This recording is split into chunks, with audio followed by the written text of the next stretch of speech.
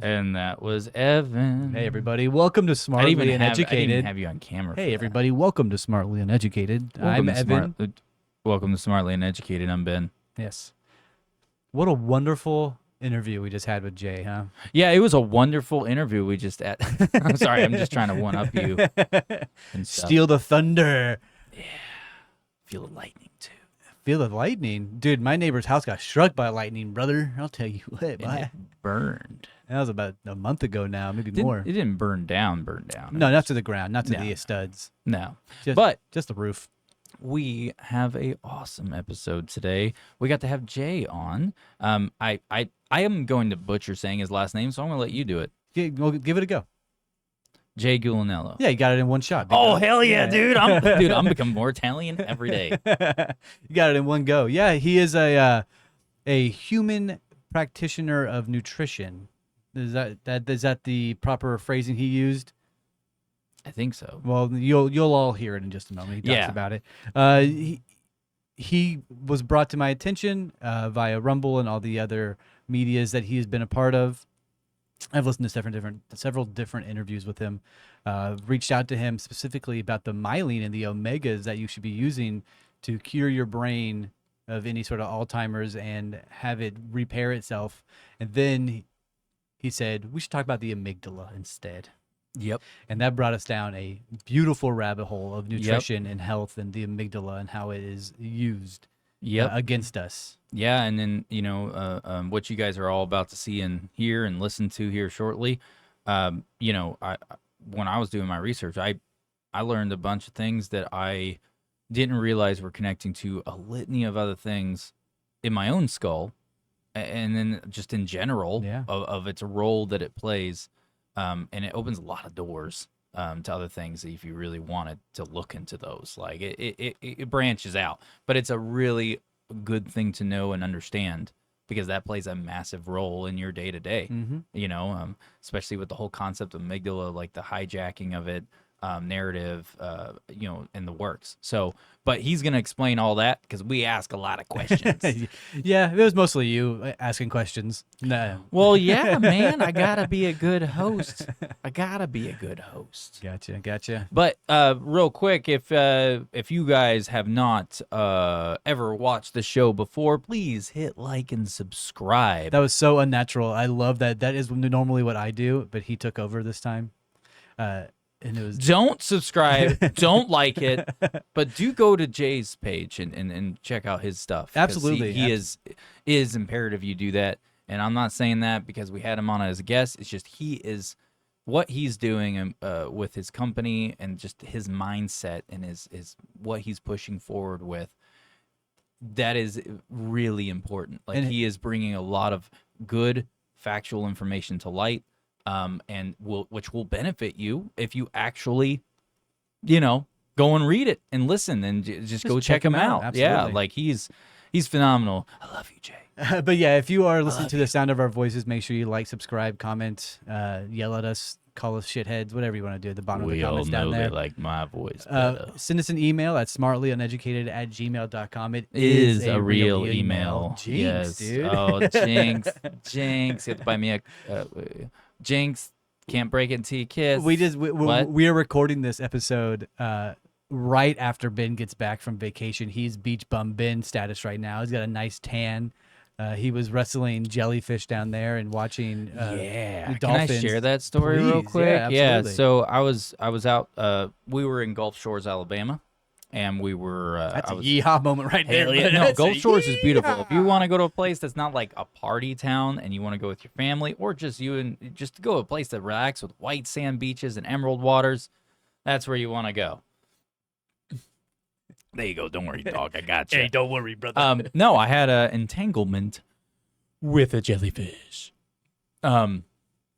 which is really weird how it happened. Or the aftermath of it. But basically, I was boogie boarding, shredding the waves, dude. Dude, I was laying on my belly like a whale, and I was like, I was killing it, dude. No one could boogie. Great at boogie boarding. Nobody can boogie board quite like me. American boogie boards. You seen me boogie, you've never seen me board. Great tits. So sorry. So no, I was boogie boarding, and I had just rode a bodacious wave, dog, and all of a sudden, there's these kids, like, there's a family kind of near us on the beach. They were all in the water and stuff, and they were with their nets, and they were like trying to get something, and I realized that they were like hooping and hollering because it was a jellyfish. Well, I looked at it and I was like, no, that's a piece of seaweed, because it was just like loose seaweed that had just like worked its way in from the tide. And I reached down and I picked it up and I was like, oh, look, it's a seaweed, blah, blah, blah. I tossed it, and then I saw another one come through, but it was a little bit deeper in the water.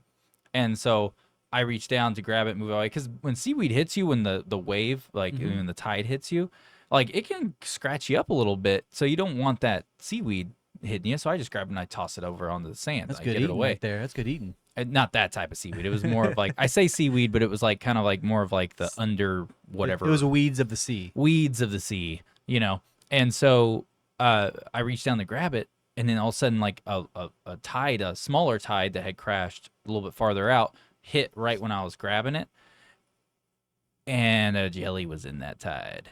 And it was a jellyfish about, I don't know, I'd say about this long, give or take. And it was fully wrapped around my whole left forearm. Thankfully, been pre-peed. And I pre-peed on it and put butter and oil to make sure it burned even more. So, but no, all of a sudden the head of the jellyfish was right here, basically where my watch was on the side. And then all of its, it was fully wrapped. Its tentacles were just wrapped everywhere, and some was hanging off down my elbow, and I didn't get stung.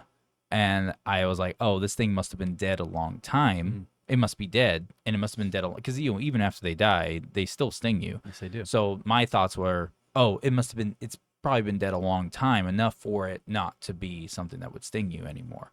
I'm assuming there's an expiration date on that once you're dead. So I just, but then it slipped off my arm, right? Went back in the water, and I was like trying to grab it, but it's a jellyfish. So it was like, it's kind of like Peter Griffin. He's trying to pick up the frog. You know what I mean? Oh my God. It wasn't working too well. So I just used my boogie board to scoop it up out of the water. Like I pushed it up to the surface water and then scooped it up. So it was on like the front side of the board where I would lay on it. And I walk it over, and I was literally about to toss it into the dunes to just get rid of it and get out of the way. And right when I'm about to toss it, I noticed it was moving. Like the head of the jelly was going, That's good eating right there. And I was just like, bitch, you alive. And I was like, that's weird. How come I didn't get stung? I was already perplexed to the fact that I didn't get stung with it being fully engulfed on my arm. And then I put my boogie board to my chest, and all of a sudden I got stung. My chest, right here on my right chest, all of a sudden started burning, like super bad. And it got completely red. And it was where I put the board up against me where it was touching. And the only thing I was trying to think to myself, I was like, maybe the reason I didn't get stung on my arm, maybe it was like covered in shit. Maybe that jellyfish had like something on it, from going through whatever. Maybe it had some like sea shit just kind of like all over itself. And I just got super lucky, like 1 in a million shot for that not to sting me, because I had something on it. And then by me scooping it out of the water and trying to pick it up, it kind of like shook some of the whatever was on its exterior off, even though it didn't look like anything was on it. It looked exactly the same. That's the only thing I could think of. It was very weird that I did not get stung. Yeah, it was very odd. Well, I'm glad you had a good time. Had a nice little vacation. Those of you who follow us on TikTok, you saw Ben posting pictures of him at the beach. Little Guinness on the sand. Oh, dude, that's like a marketing photo too. It was beautiful. Fantastic. I was like, meh. Guinness, still reach out to us. Yes, we are please. a big fan of y'all. We'll go visit Ireland. Ireland? Is that where it's at? Yeah. We'll go visit Ireland, and we'll do a podcast at the Guinness Brewery. That'd be badass. Yes, please. So yeah, I hell, we may not even record. I'll just drink Guinness. we'll just get silly. We'll just get silly. And eat some bad food. We'll record. Fish and chips, baby. Actually, I want a shepherd's pot pie from one of them now we're talking. pubs, like one of those old school pubs. I want mash there. What bangers and mash. That's what I want. Oh yeah, bangers and mash is good too. But yeah, so that was my jellyfish moment. jellyfish moment, y'all. It was. Well, yeah, again, I'm glad you're back in studio. We got to, again, talk to J Gulinello. If you want to look him up, it is just the letter J and then a period and then Gulinello. Again, we'll post it all in the description below. It was a really good talk, really interesting all the way through and through.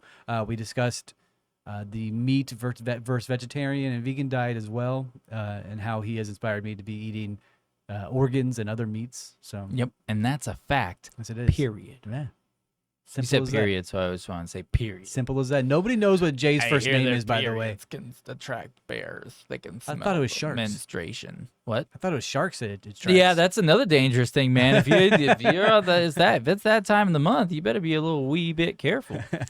The sharks and get a little whiff of that blood in the water. little sniffy sniff. We all know sharks. Basically, blood is cocaine for sharks. I thought it was like a pie on the windowsill, and it's like a cartoon, like, ooh, come to eat that Nah, pie. dude, their eyes get all like, it's like, yeah. Do it again.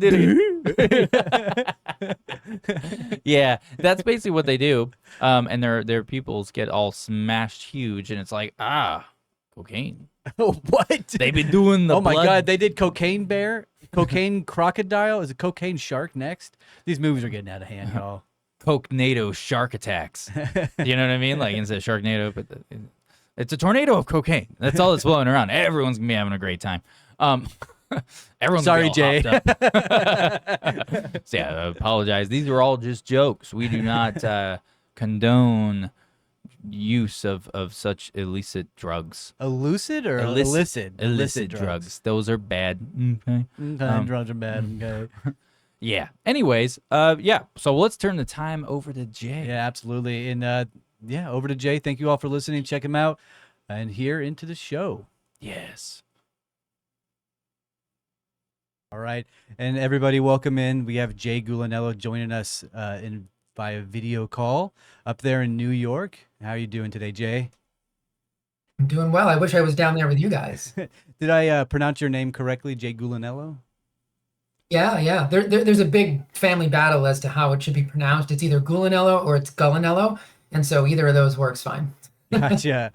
So, I mean, you have a lot of credentials as well. Can you go ahead and tell the people what your background is at all, so we can get started on everything? Yeah. Absolutely. So, I mean, in my early years, I was telling you guys earlier that I am actually a musician by trade, and that was my undergrad. And then I moved to New York. I found an agent. He was going to represent me and, make me famous. And I needed to make money in the meantime, because being a musician and an actor is not exactly going to pay the bills in New York City. So I became a personal trainer, and that sort of sent me off this path where I realized I couldn't get the results for clients that I wanted just with exercise. And that's when I fell down the nutrition rabbit hole and found that I had a passion and a love for it just as much as the arts.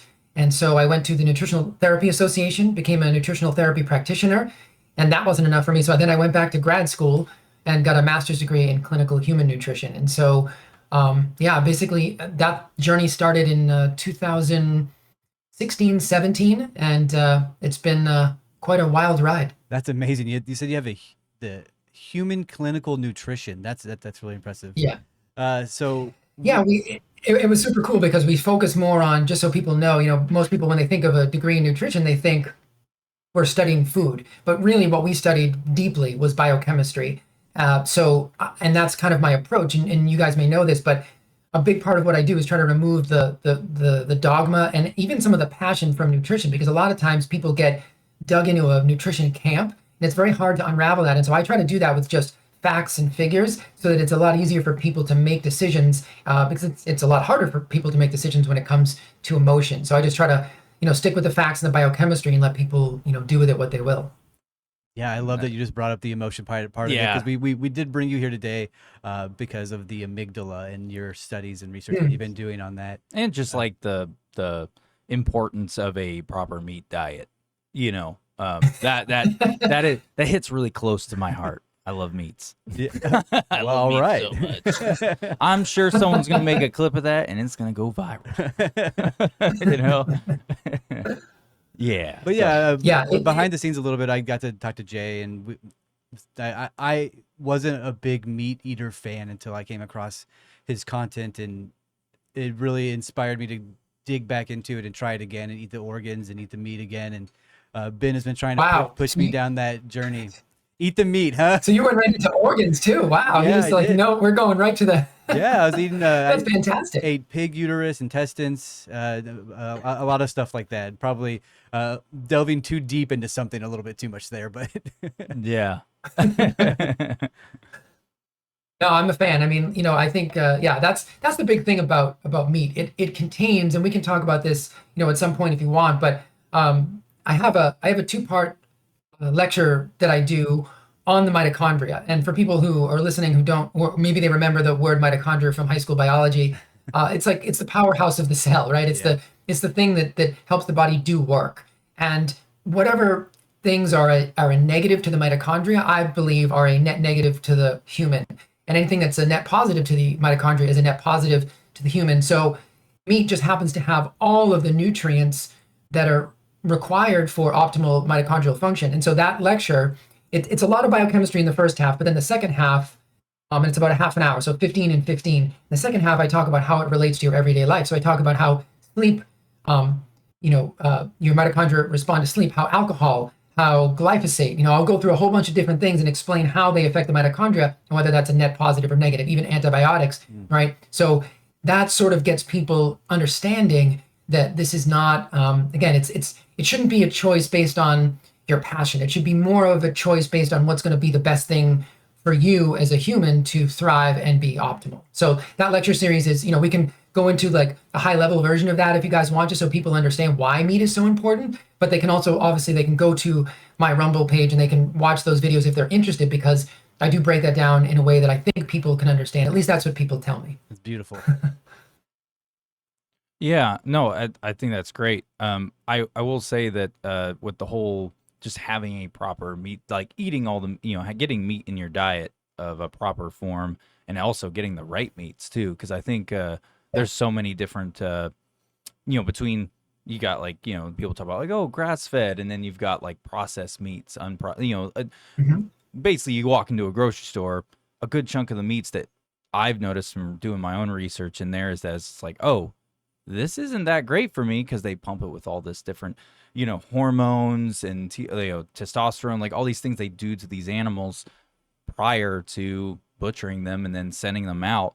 And it's just like, I've always, sorry, I don't know if this is like kind of like off topic, but it's still within the same talking point of about the proper meats and everything. But it's just like, one thing I've talked with my wife about is that, like, you look at kids these days who are 12, 13 years old, and especially in women, it's very apparent in young females, where all of a sudden they're developed almost like an 18-year-old, 19-year-old. Yeah. And I started doing my own research about it a couple of years ago, and I was just like, just seeing just the studies and lab results that they did on, like, these third parties are doing for these on animals, of course, not people. But it was showing, it crosses right over, because it's like, oh, that translates, because these animals are developing at a much earlier rate, and then they're actually becoming more hypersexual, or I think the words for it is hyper, where it's The animal becoming hypersexual. yes, The animal. yes, the animal does, and that explains a lot about the youth right now, about how, like, you have teens having sex way early. We have 12. There's 12 right now. The national average for a child to lose their virginity is 12 years old. That plays into this because of what their diet is. They're eating meats that are pumped full of like extra, like crazy amounts of different types of hormones from different things, and testosterone from other animals into this animal, and like, it's wild, and it's also really disgusting. Very From gross. learning about it. So I know that's kind of like, I just brought that in, but I felt like it really was, relevant to the conversation, because it all ties in. So I have a problem with doing that. So if I ever do that during this and I start pulling random stuff, just tell me to shut up and I'll shut up. No. I tell people all the time, if they can get grass fed, do the best you can. And then, there's a hierarchy of quality meat. I think that's a very interesting point, and we could go into that. I think there's a lot of other reasons as well. I think it's multifactorial, like a lot of things are. But certainly, you're going to be.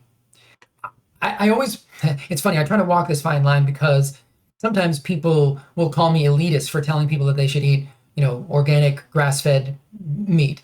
And it's kind of silly because obviously that's not the perspective I'm taking. I'm trying to provide people with the information of, what's going to be the most optimal thing for a human to eat. And what I try to also tell people to do is if they can, shop locally, which is actually also going to be a little bit cheaper.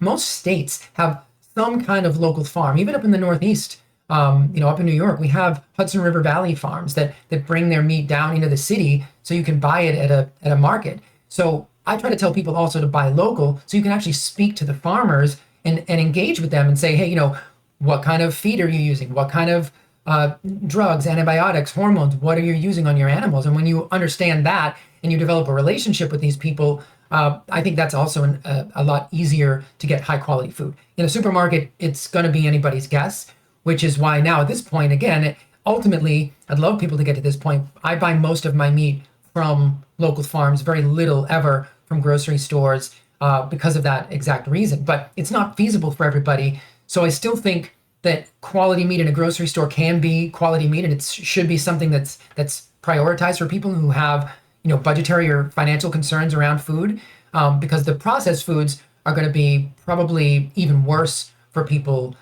on the point you were talking about development, but just general metabolic health. Those processed foods are going to they're cheaper for a reason because they're subsidized by the government and they really don't do any good for people. And so I really, even if it's a lesser quality meat, I still try to, push people in that direction because I still think you're better off than eating the processed foods. Do you think it'd be a better idea to have a smaller portion of high quality meat instead of a larger portion of low quality meat, right? That's a great question. And I don't have any research to back that up, but my theory on this is that the higher quality food, the higher nutrient density, the less people need in general. I'm sort of running a little experiment myself that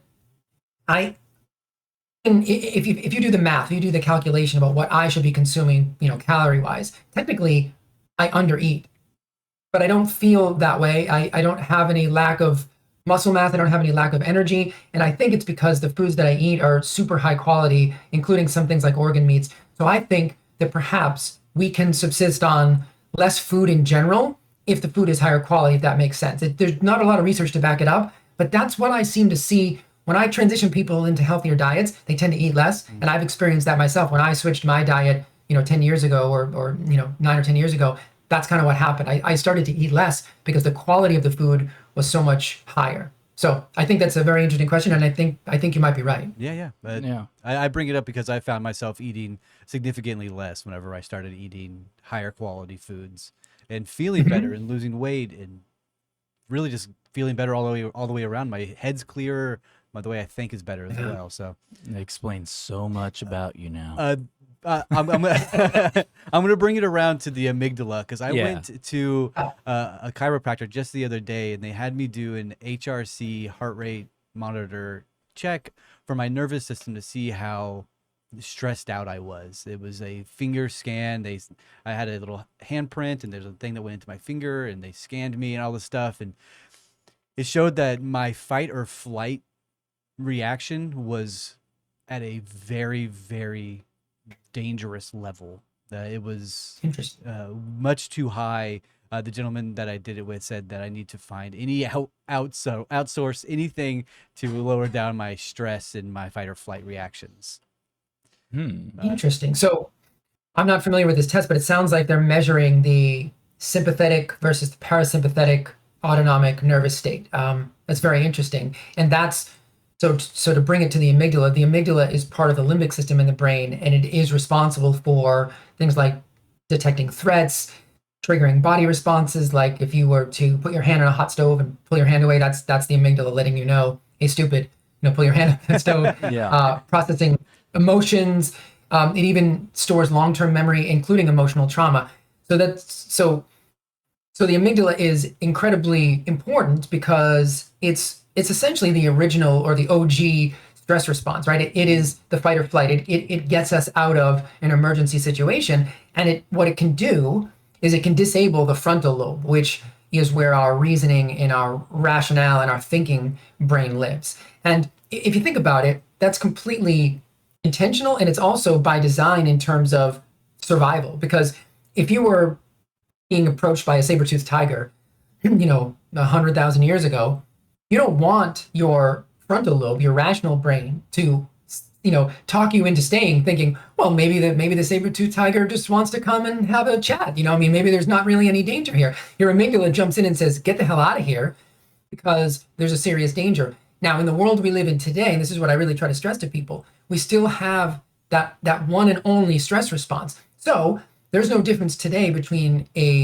your boss or your spouse, having an argument or something like that, or some other financial stress, and a saber-toothed tiger. So your body still responds the same way as if you're going to die, because it doesn't know any better. And so when we're in a societal situation where fear is being driven, like I'd say the last 4 years of media has been driven by fear, and that can push people into an illogical state and making decisions that are not the best thing for them because they are in a state of fear. So I hope the audience understands that this fear response is incredibly important. We don't want to get rid of it. So in other words, that sympathetic dominant state that you may be in, right, that fight or flight state, it's not a negative unless it's out of control, unless it doesn't have its balance, its counterpart, the parasympathetic state. That's rest and digest and procreate. So it's very interesting. This is the way the body is designed, but I think we're in what's called an evolutionary mismatch, where the biology is set up to protect us, but it doesn't understand that the world has dramatically changed,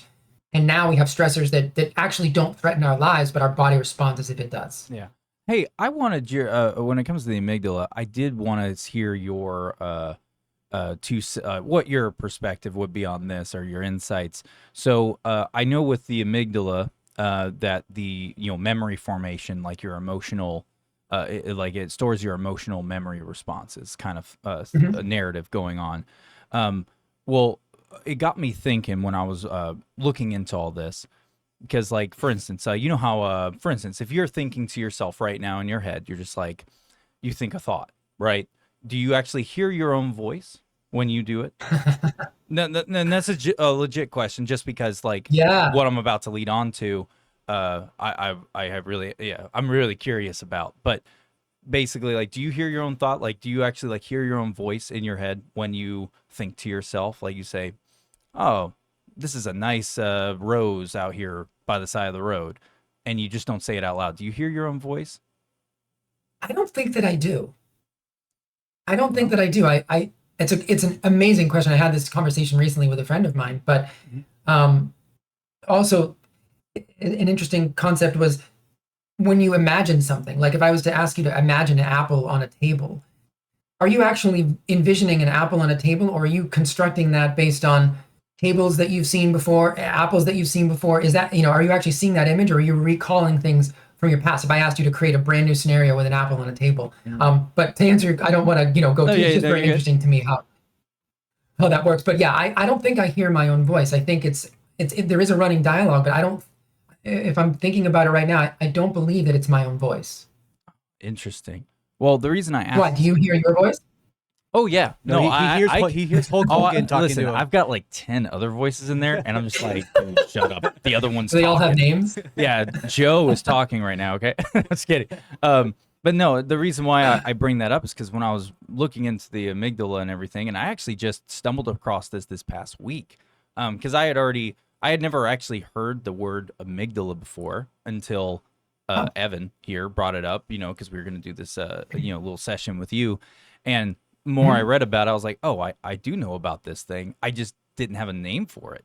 Like, because, from other things like anyway. So the reason why I asked you that was because, like, for instance, I have my own dialogue in my head. I can have 10 conversations going on at once, and they're all distinct in my head, like, but they're all my voice. It's really weird. Like, I can do that, but I also can watch movies in my head. Like, I can literally replay memories and watch it happen in front of me, like, in my head. It sounds like we got to get a psychiatrist in here. Yeah. Well, no, it's just like, that's how my brain works. Like, I have photographic memory, so, like, I can look at a page in a book, and I can read it, like, by looking at the image, like, for the most part, if I got a good look at it, right? But like, my wife, though, and this is why I brought this up, is because my wife, she has no inner dialogue. Her thought goes And because me and her, I literally did not believe her at all. And so I was like really probing questions. And it was like, it turned out to be this thing where hers is all emotional based. So whenever she thinks of, like, for instance, if I say, hey, you remember that conversation we had last week about X, Y, and Z or whatever? And I was like, when you think of that, what's going on in your head? Like, are you hearing your own voice? Are you hearing a subtle voice that's not really there, but it is because it's in your head?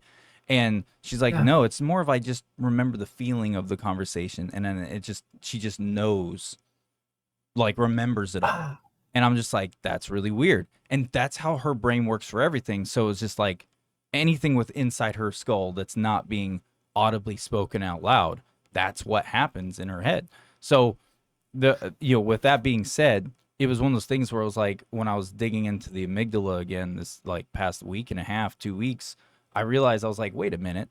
So basically her memory, like something with the development of her brain and the amygdala and how it was formed, created this scenario where basically like all of her, like her emotionals, like her emotions and her emotional memories, anything that since her brain thinks on emotion in that regard, or or under that kind of circumstance, it affects completely how her amygdala functions within her own body. So it's just like, whoa, this opens like a plethora of other doors that I just want to go down. And I just didn't know if you had come across anything in your research about the memory formation and then, within the emotions and, emotional responses and things like that, because I feel like there's a lot of weird avenues once I realized this, that's just like, wait a minute, if this person doesn't think audibly in their own head, like they don't have their own inner dialogue, how does their amygdala really operate across the entire board? Because it's like, you know what I mean? Like I feel like it opens a bunch of really big doors that I want to explore, but I have no way to explore them.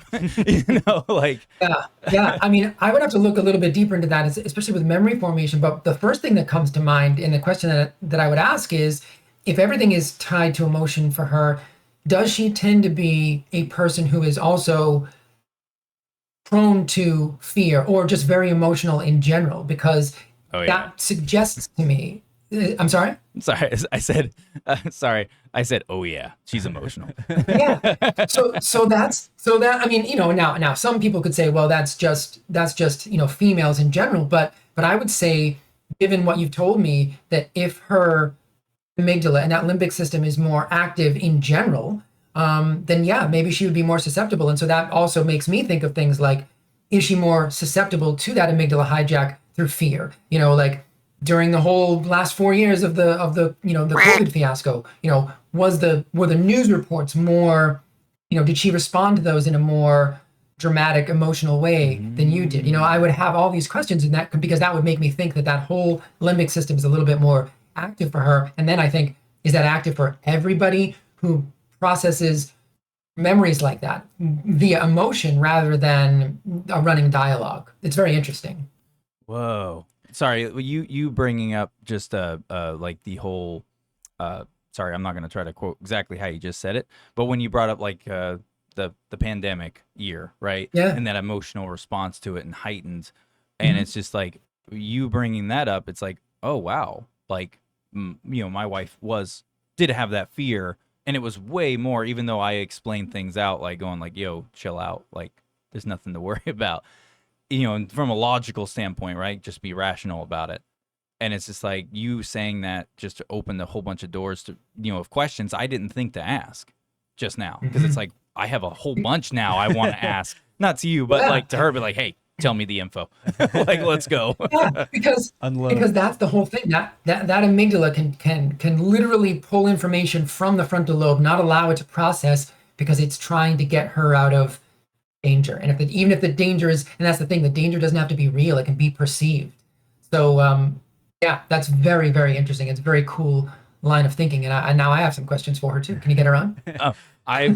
She hates this so much. She hates it. No, she would. Hey, actually, she would come on for like if we had like this type of setup, how we have a very special guest and just kind of out of the normal of our normal routine that we normally do. Oh, she totally would. So if in the future, if you enjoy doing this with us, we would love to have you on again.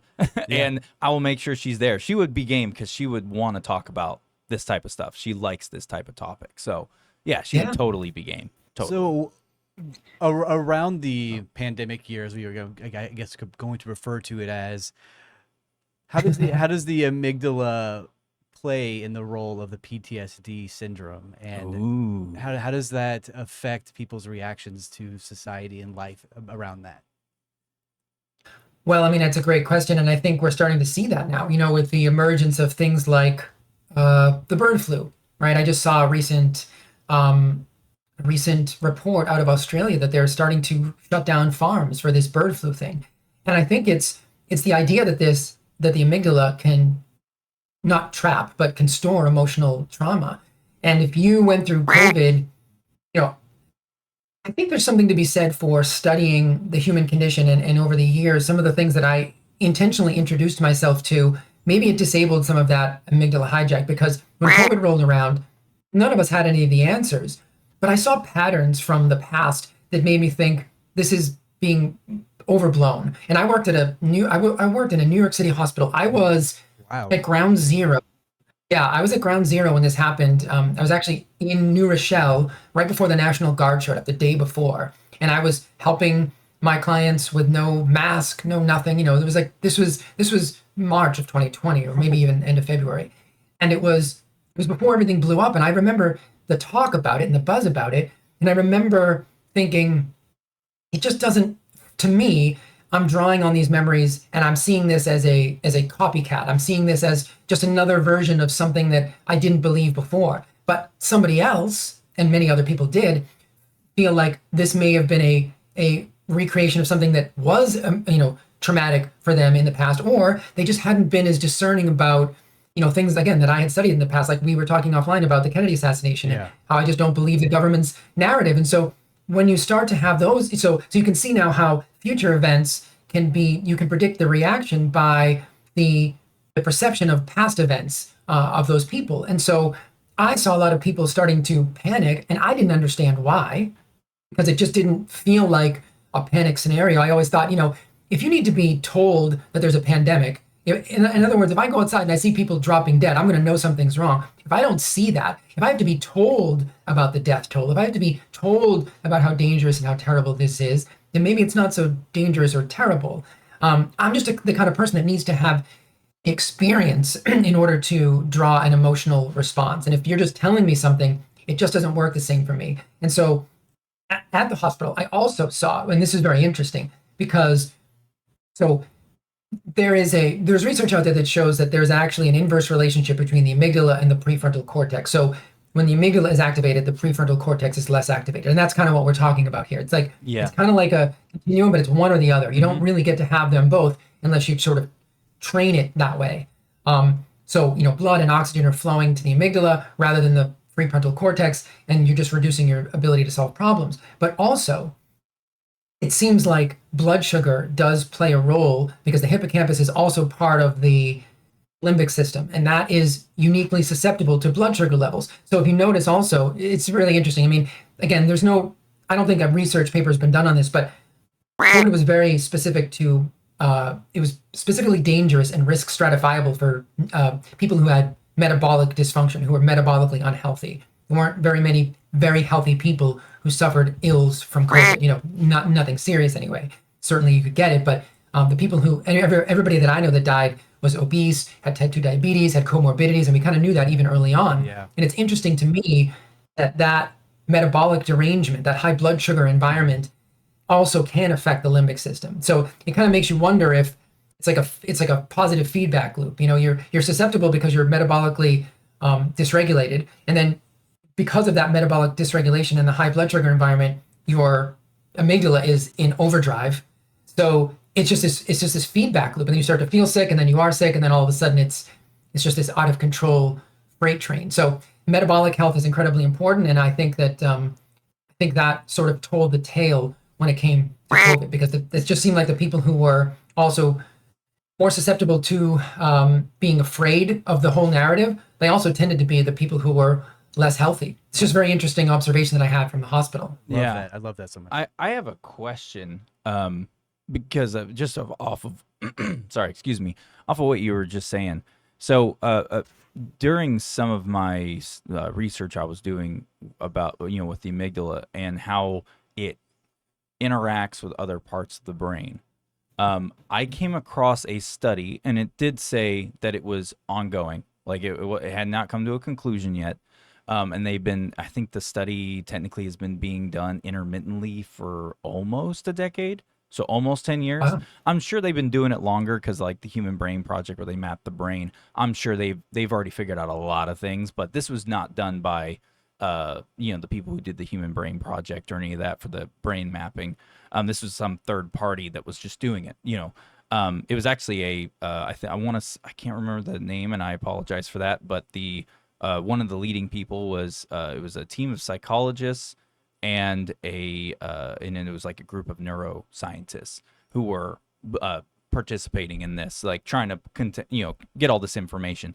But basically, due to how the amygdala forms, whether it be through like from childhood to adulthood, they were seeing signs. Now it's still inconclusive; they haven't finished.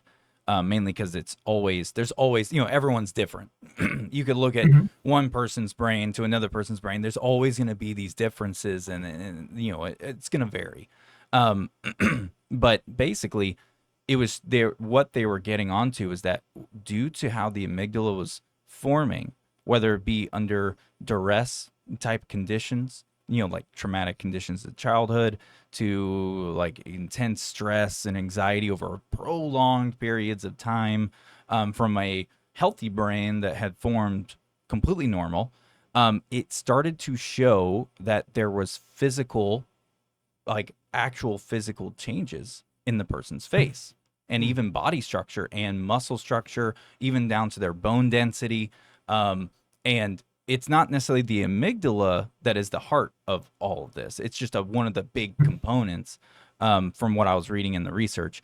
But since the amygdala does handle like the social behaviors and a litany of a few other things, within that area, it was and then the emotional responses, your fight or flight, like the works. Basically, they're starting to think that potentially if the amygdala is being put through these ever changing, because how it will adapt and keep kind of changing in its own way to handle a litany of the things we just talked about, it basically was kind of pointing the arrow to being like, hey, if the amygdala is going through all these things over prolonged periods of time, it will start to change your physical appearance to a degree. So like oh yeah. So like which blew my mind when I was reading. I was just like, there's no way. Like I'm not saying there's no way, like that's not true. It's just more of like, how much is it really changing? And so from what I read, it was basically saying it was like subtle changes. So like, for instance, from what I read about it, they didn't have like pictures to show. They were just talking about it. And basically, if like, for instance, like I'll just use my face for example. All of a sudden, if I was somebody, like this would be like a before photo, me right now, then afterwards it could be maybe my eyes sit slightly deeper in naturally all the time. Like, so the bags under your eyes, it's not, you can't really get rid of them. They're just going to stay there because your eyes are a little bit more sunken in. How you hold your facial structure in general, the muscle will actually like form itself a little different and sit in different areas. The works, like it's really weird, and I just didn't know if you had heard or come across anything along those lines when it came to that kind of talk. I know I'm randomly pulling something out of the ether on you. Yeah, we're throwing a bunch of questions at you. I'm sorry, Jay. I like searching for knowledge. Sorry, I like to dig through I truly believe that the truth to a lot of things are in the finite details, not the big details. It's the little details, because those are like the conduits that carry things to the bigger ones. So it's like, okay, we understand the big ones, but if we didn't understand these little things here and there, we wouldn't understand these bigger things. So it's like, that's where my brain goes with most things. So anyway, sorry, I'll turn time back over to you. No, No, well, I love that idea, and I think you're right. The nuance is something that we often miss, and so everything that I do tries to point people in that direction. The nuance very often is where the meat is, pun intended.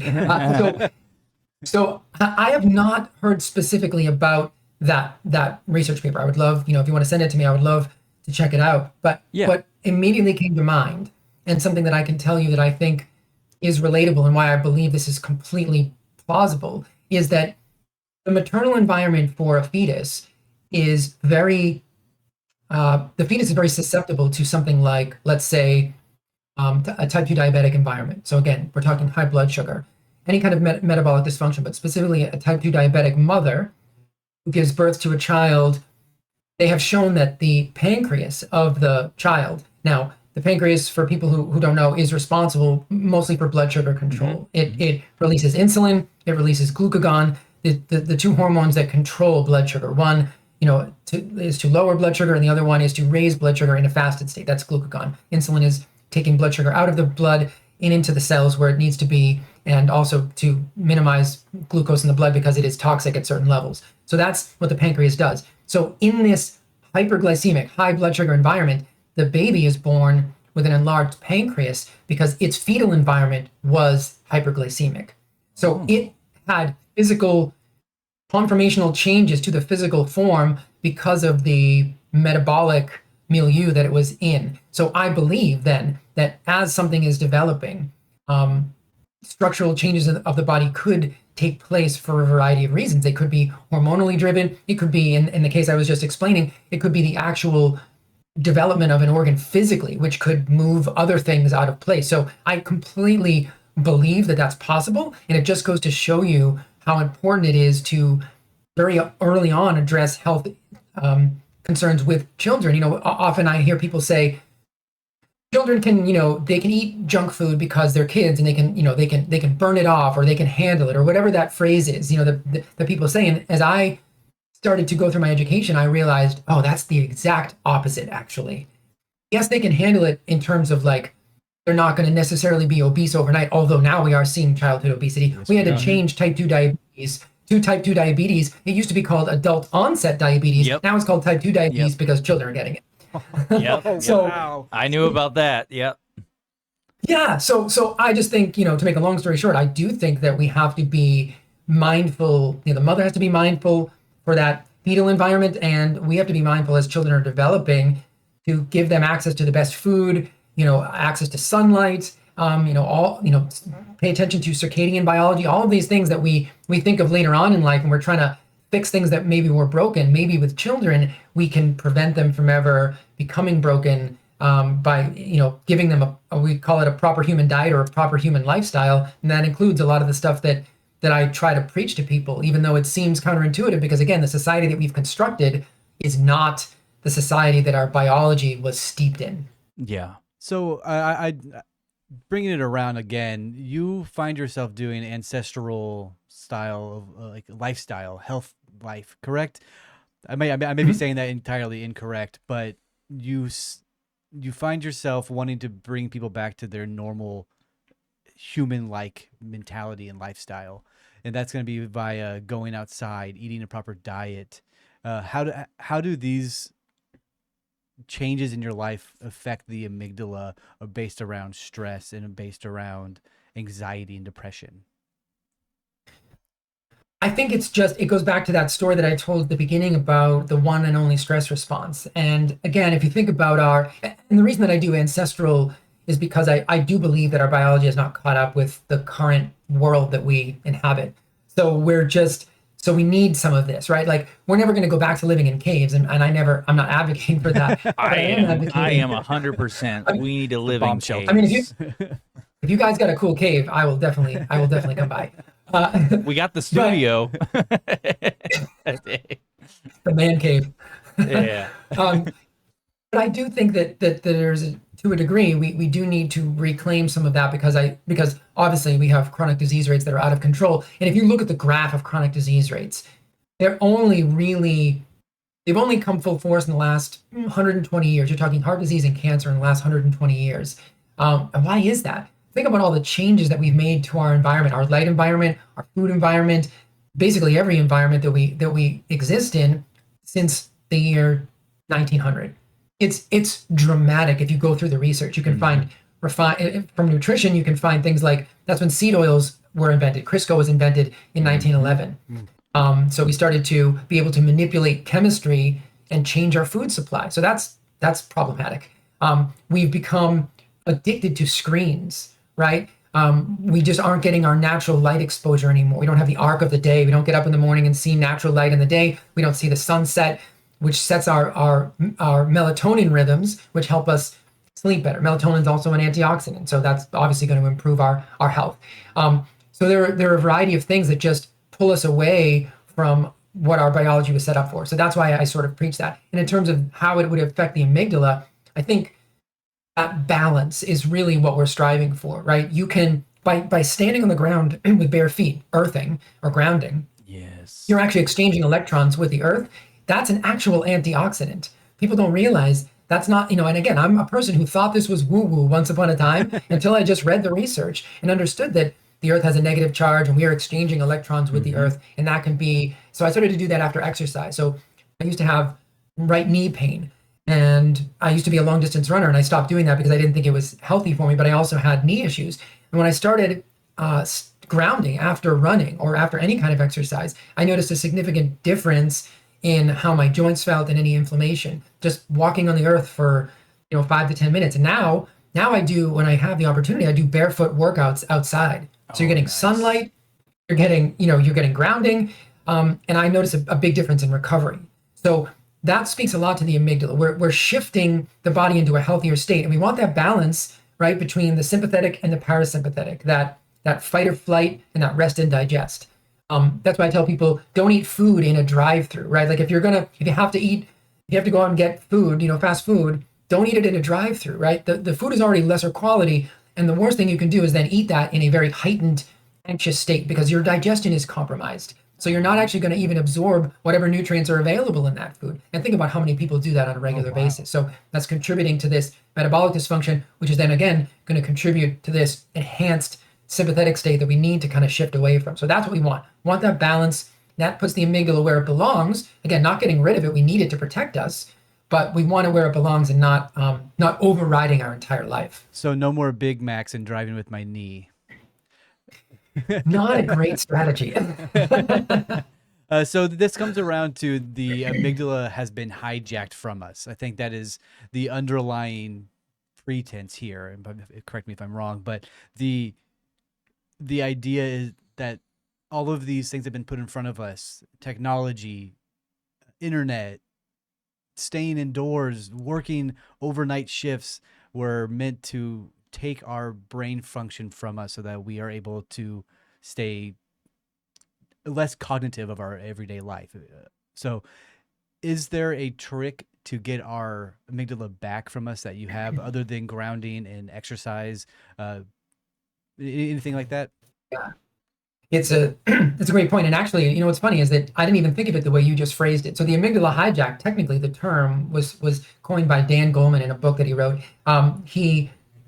I think the idea is that it's the amygdala that hijacks the prefrontal cortex. But what you just said is very interesting. So that term can be used in multiple ways. Our amygdala is being hijacked by our modern lifestyle. So I actually kind of like that. I hadn't thought about that before, but you can see how that works. It's a physical thing where the amygdala does the hijacking. And then there's the other, third party point of view where the society is hijacking the amygdala. Yeah. But so that's very interesting. But yeah, so unfortunately, there's no real, there's no tried and true method to reducing the amygdala hijack. The things I'm going to tell you are going to be relatively simple, but they're very effective. So the first thing you can do is stop and do some breathing. Because to be perfectly honest, if you do the like box breathing or parasympathetic breathing, which makes your exhale longer than your inhale. So you inhale for 4 seconds and you exhale for 8 seconds. That can have a dramatic impact on your parasympathetic nervous system. So you can reclaim some of that just by doing some simple breathing techniques. But the thing is, you have to know that you're in this state. And even just having this conversation is incredibly important. So people go, oh, this thing exists. my amygdala, can take over. Think about, and if people want to have like a real world example of this, think about if you've ever been in an argument with somebody and you get really angry, you get really upset, and you're really emotional. How many times have you said something that you probably wouldn't have said in a normal scenario, right? That's a version of the amygdala hijack, right? It's your logical brain is no longer thinking, and whether it's your wife or your best friend or whoever, you would say things that you would never normally say. That is a version of the amygdala hijack. Fascinating. Oh my God.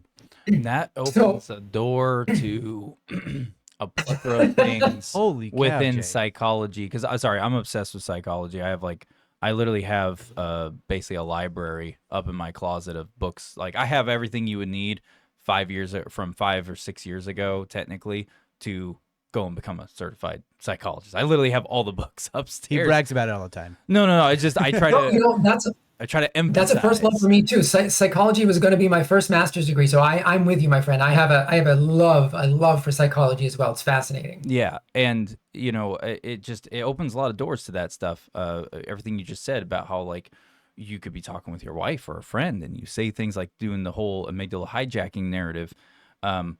You just saying that, even though I read about a little bit of that this week, it didn't click with me until just now. And so now I think it's just the way you worded it made it click, in my head. So it's just, which is why conversations are really important. I love having conversations because that's how you get a better understanding. Or even if you do it yourself, you sometimes you just don't, it just doesn't click, unless you hear it from a third party that's not your own voice. But with that being said, it's just, I realize now it's just like, wow, that opens like so many other doors into the psychological realm of what kind of game of ping pong is really going on, not just with the amygdala, but with the corresponding parts of the brain and how the electrical receptors are bouncing back and forth all the way to, the processing of physically how you move to everything. So that just got me all jazzed up. I was just like, oh my gosh, I have so much to research now. Yeah, I'm having a great time listening to you and getting some more knowledge from you. This is fantastic. I do have a question for you though, and this is unrelated to the topic. How much time do you have left? Because there's a couple questions I did want to ask you, and I just didn't know what your time frame was. And there was something I wanted to share with you just to get your perspective on with me personally in my own diet. And I just wanted to hear your feedback. Okay, cool. So I've been a huge meat, diet person. Like I do I guess you'd call it the carnivore diet, whatever you want to call it. I do that in rotation. So like every 3 or 4 months, I'll do an all meats diet. That's all I'll eat for 30 days. Now, granted, this past year, I haven't been that great about it. I'm not going to lie. I still eat meats all the time. It's just I haven't done the strict carnivore diet. But I have noticed, because I myself was a personal trainer at one point in time. I chose to stop being a personal trainer mainly just because I realized the environment of the generic standard personal training you see like at gyms, it's all a bunch of dog poo. It's crap. And they push a lot of unhealthy things. The ways they form their diet plans, which are all cookie cutter crap from some regulated book. This is how you're supposed to eat, but yet you're having someone eat a bunch of cheese, and it's like, okay, but that's not necessarily a good thing if you're having them eat that much cheese. Anyway, sorry, I tangent a lot. I'm going to do my best not to. We're trying to do rapid fire. I know. I'm working to it. So basically, I experimented over the years because like everyone talked about being vegan and vegetarian diets, all this stuff. I went ahead. I did it. I did it at one point just to experiment. I wanted to see what it would do to me. And this is where I realized that basically recessive genetics plays a massive role in your body now. Like compare, where you come from genetically, down your ancestral, history plays a huge role. Yeah. And when I eliminated meats out of my diet, I lost, and I was eating the plant-based proteins, quote unquote, and all these things. And all of a sudden, I lost tons of muscle mass. I was tired all the time. I did it for 60 days, and this was years ago. And I got extremely tired all the time. I started to get acne for the first time in forever. I never got acne. I'm not a teen anymore, you know. All of a sudden, next thing I know, I was having acne popping up like all over, like on my nose and like, you know, in multiple places, not just like one rando that happens every once in a blue moon. We're talking like it was there. And then, and then also my fight or flight. This is the first time, like I've always been a very, I guess you could say, aggressive person. I guess. I don't take no crap from nobody. Putting it mildly. I don't take no crap. But basically, I found myself in a position when I was in that place where in fact, it wasn't even like a fight or flight. It's like I had neither. It was like I was in a situation where there was a serious threat, and I just didn't care. Like I was just like numb. Yeah. I did not care. And then once I got off that diet, I went back to normal. I went back to eating meats, all this stuff. All of a sudden, next thing I know, like I was functioning as a normal, like how I normally should. And, you know, I experienced that with a vegetarian diet. I experienced that with a vegan diet because I tried them both, and they were both like, I want to say they were probably about a year apart that I tried them. Okay. I didn't do them back to back because I'm pretty sure I would have been in an insane, you know, for being some emotionalist zombie. But it's just like, I realized that when I eat meats, people say you get aggressive and all that stuff. And it's like, I don't buy that, at all. I think people are misconstruing personally being aggressive with being violent and attacking someone. They're taking something and twisting the definitions to fit whatever narrative they're pushing at the time or whomever it is, right? You know, people do that all the time with everything. But I'm at the point now where I have to, like, if I don't eat meats and I, you know, eliminate them out, or even especially like beef, if I don't eat beef, like red meat, I fall apart. Like literally, like I start becoming depressed. I can't overcome the thoughts of depression or any kind of intrusive things of that nature that just kind of consume a person and take you over. Sorry, I'm trying to get, I wanted to lay that out because the last part, sorry, it was random for me to bring this up. Okay, like rapid fire. Well, no, 45 minutes later. The rapid fire was after this. I was sharing something for introspective. Okay, don't judge. Slowest rapid fire ever. I know, it's so friggin' slow. So, but anyways, what I'm trying to really get at is the point that I realized that doing some research into where my family line comes from, like we came from literally soldiers, slaves, and that's pretty much it. Like we were like fighters and slaves. Like I'm Greek, Norwegian, and Greek, Norwegian, and we have some, or sorry, and Irish. I'm Irish. What's the question? Greek. I'm quiet. I'm getting to it. I just wanted to know, in your research, when you, like, with me laying all that out, in your research, have you ever come across anything that was like really prominent that people are really disconnected from because they don't understand where they come from, which means they don't really understand their body? At least in my head, that's what it translates to. Is there anything that you've come across that would help someone, like such as myself, who didn't get that discovery on their own, you know? What would you advise to help get them kind of focused in the right direction to really understanding their body? Because, you know, their history plays a massive role. Like your where you come from is a significant part of this. And so I'm just curious, like, what would be the best way to try to advise someone to help really navigate them in the right direction for discovering these things of that nature? Yeah. I know it's loaded. I'm sorry. Yeah, no, it's okay. I mean, it's super challenging because a lot of it is self-experimentation. So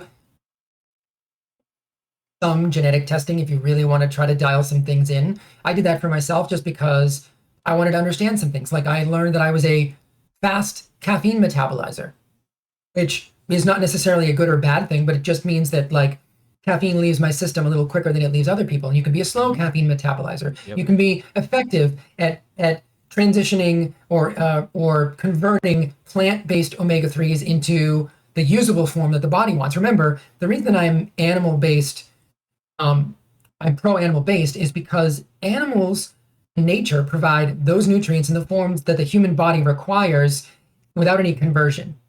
Plants, most of them, require some level of conversion, and genetics play a role into how well you can convert. So some people may be genetically much less able to handle a vegetarian diet. I don't think anybody can handle a vegan diet because it's actually truly nutrient deficient. You could do vegetarian if you were still eating, eggs maybe and fish and things like that, because you need those omega-3s, you need the choline, you need a lot of things that you're not going to be getting B12 from plants. So I think that that's one of the things you can do. You can do some genetic testing and you can see, where some of those genes are upregulated or downregulated, and that can play a role. But I think what you did was extremely important. You did the experiment yourself. You tried this diet, and I know people who can survive on a vegetarian or vegan diet for a certain period of time because the body can store nutrients, like it can store B12 for a few years. But once that's gone, you're going to have some problems. You're going to have some maybe, neuropathy problems. There could be cognitive issues. B12 is very important for a lot of things. So that's what I would tell people, is that find somebody that you can work with that can help dial in those things for you. And remember, it's not just nutrition, it's lifestyle, right? It's getting the proper light environment, it's getting movement, it's, all of those things, stress management, those are all very important.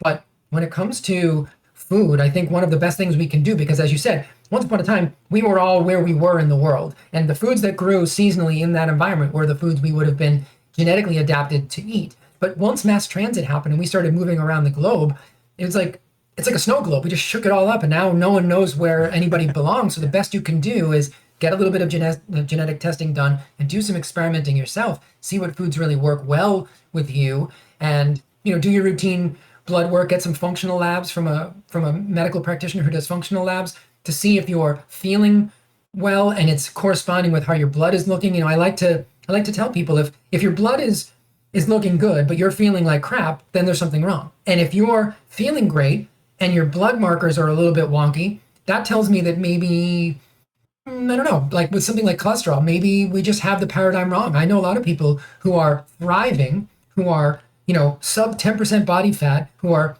fantastic athletes, who are living their best life, and they have high cholesterol. So the question is, how dangerous is high cholesterol? And we could do an entire show on that, because I've done, a ton of research on that. And so I just think it's really important, I guess, to answer the question and wrap it up, is that I think testing is important, but I think also the personal experience is very important. You need to try things, see what work for you. For the most part, human beings are going to do better with animal-based diets and then seasonal foods. Like, don't eat blueberries 365 days a year if blueberries don't grow 365 days a year in the climate that you exist in. I just don't think that's, that's a wise nutrition strategy. Yeah.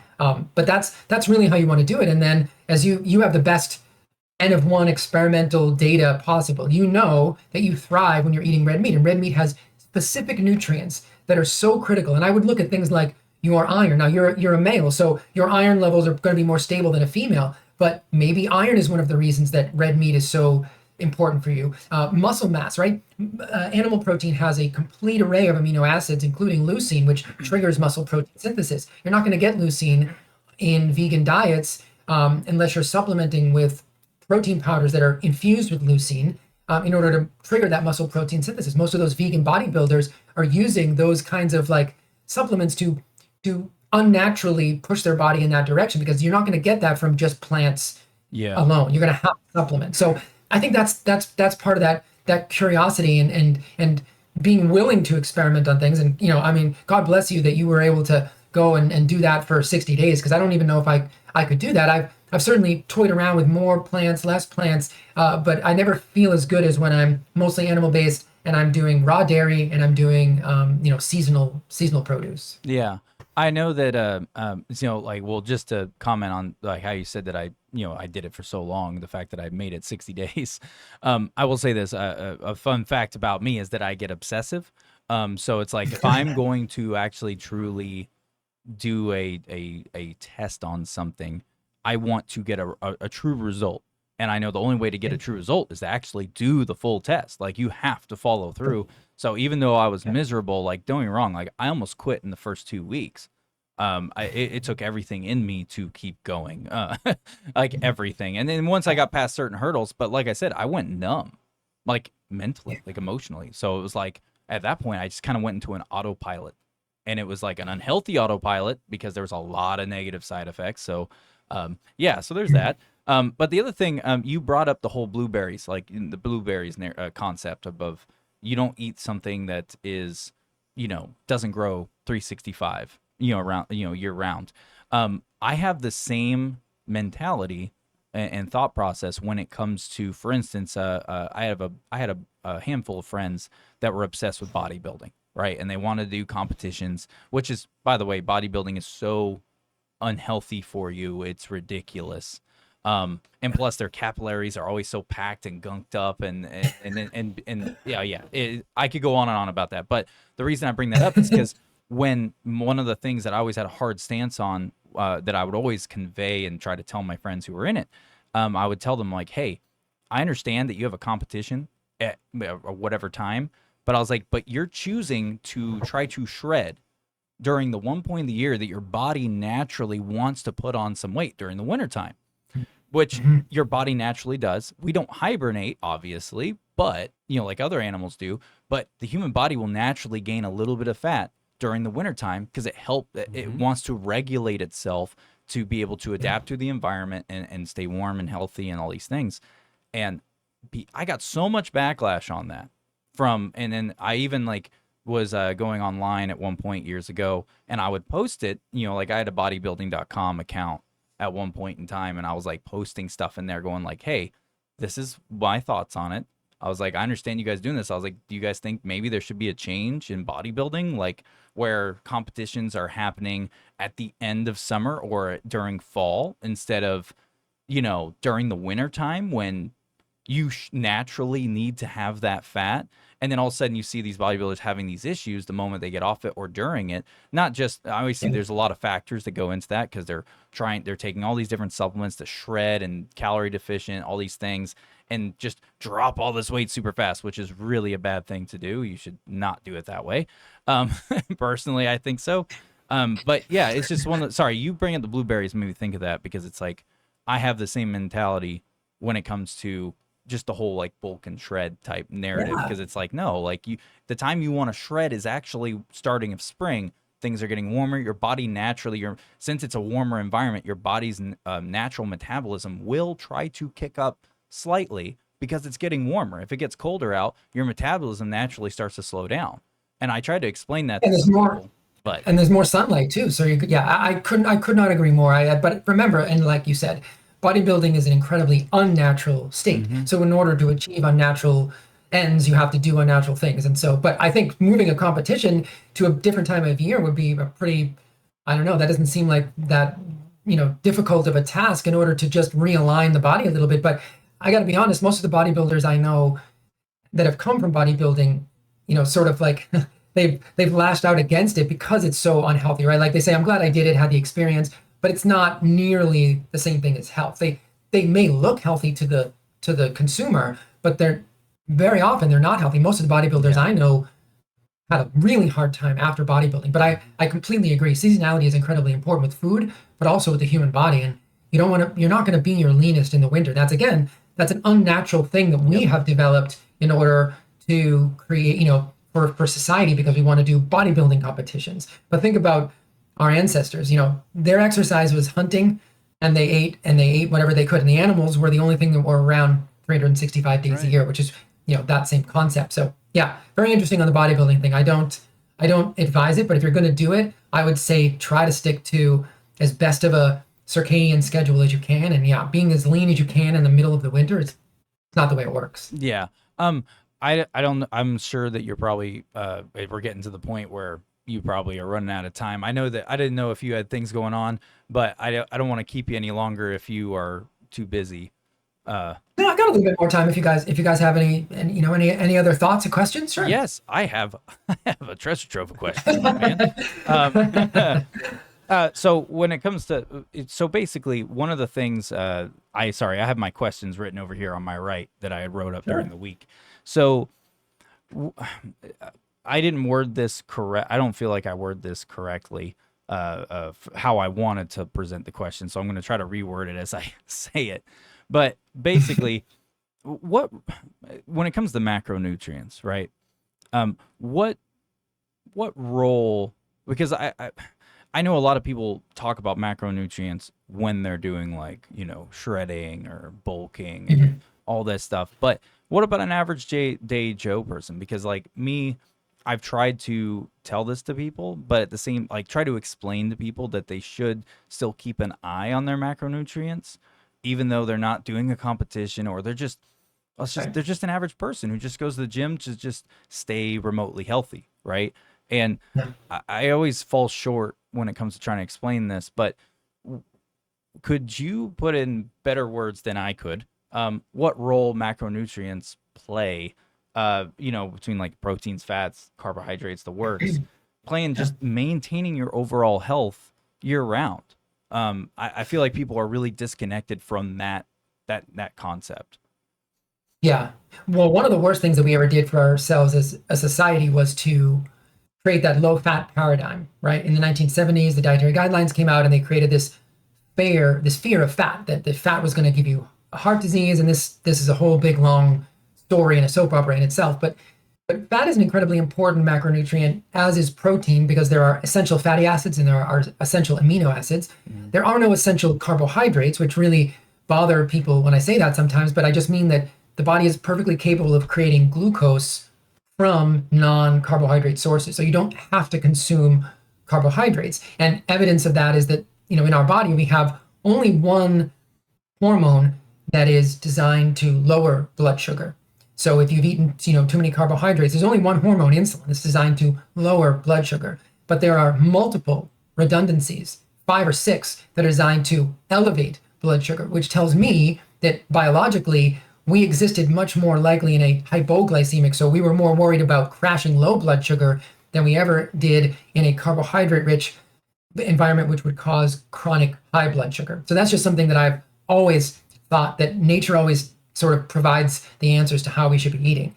And in terms of the macronutrients, it's always different for everybody, but I tell people prioritize protein, because there's a theory out there called the protein leverage theory that we're going to continue to eat and our appetite won't be satiated until we get enough protein, because protein is not just for building muscle, it's for the immune system, it's for literally every cell in our body, for the gut lining. Protein is incredibly important for a variety of things. And so I think we tend to eat protein we tend to eat food until we get enough protein. That's at least how the theory goes. So I tell people prioritize protein, always choose healthy fats, because fats become membranes are made up of fats. It's a phospholipid bilayer. And the fats that you eat in your diet have a direct correlation to the fatty acids that make up your membrane. So if you're eating low quality fats, your membranes are going to be low quality, and that means your cells are not going to function as well. So that's incredibly important too. Yeah. Then carbohydrates, I tell people just fill in your carbohydrates with whatever your tolerance is, because everybody is different. If you're incredibly active and you can stay lean on a higher amount of carbohydrates, that's fine.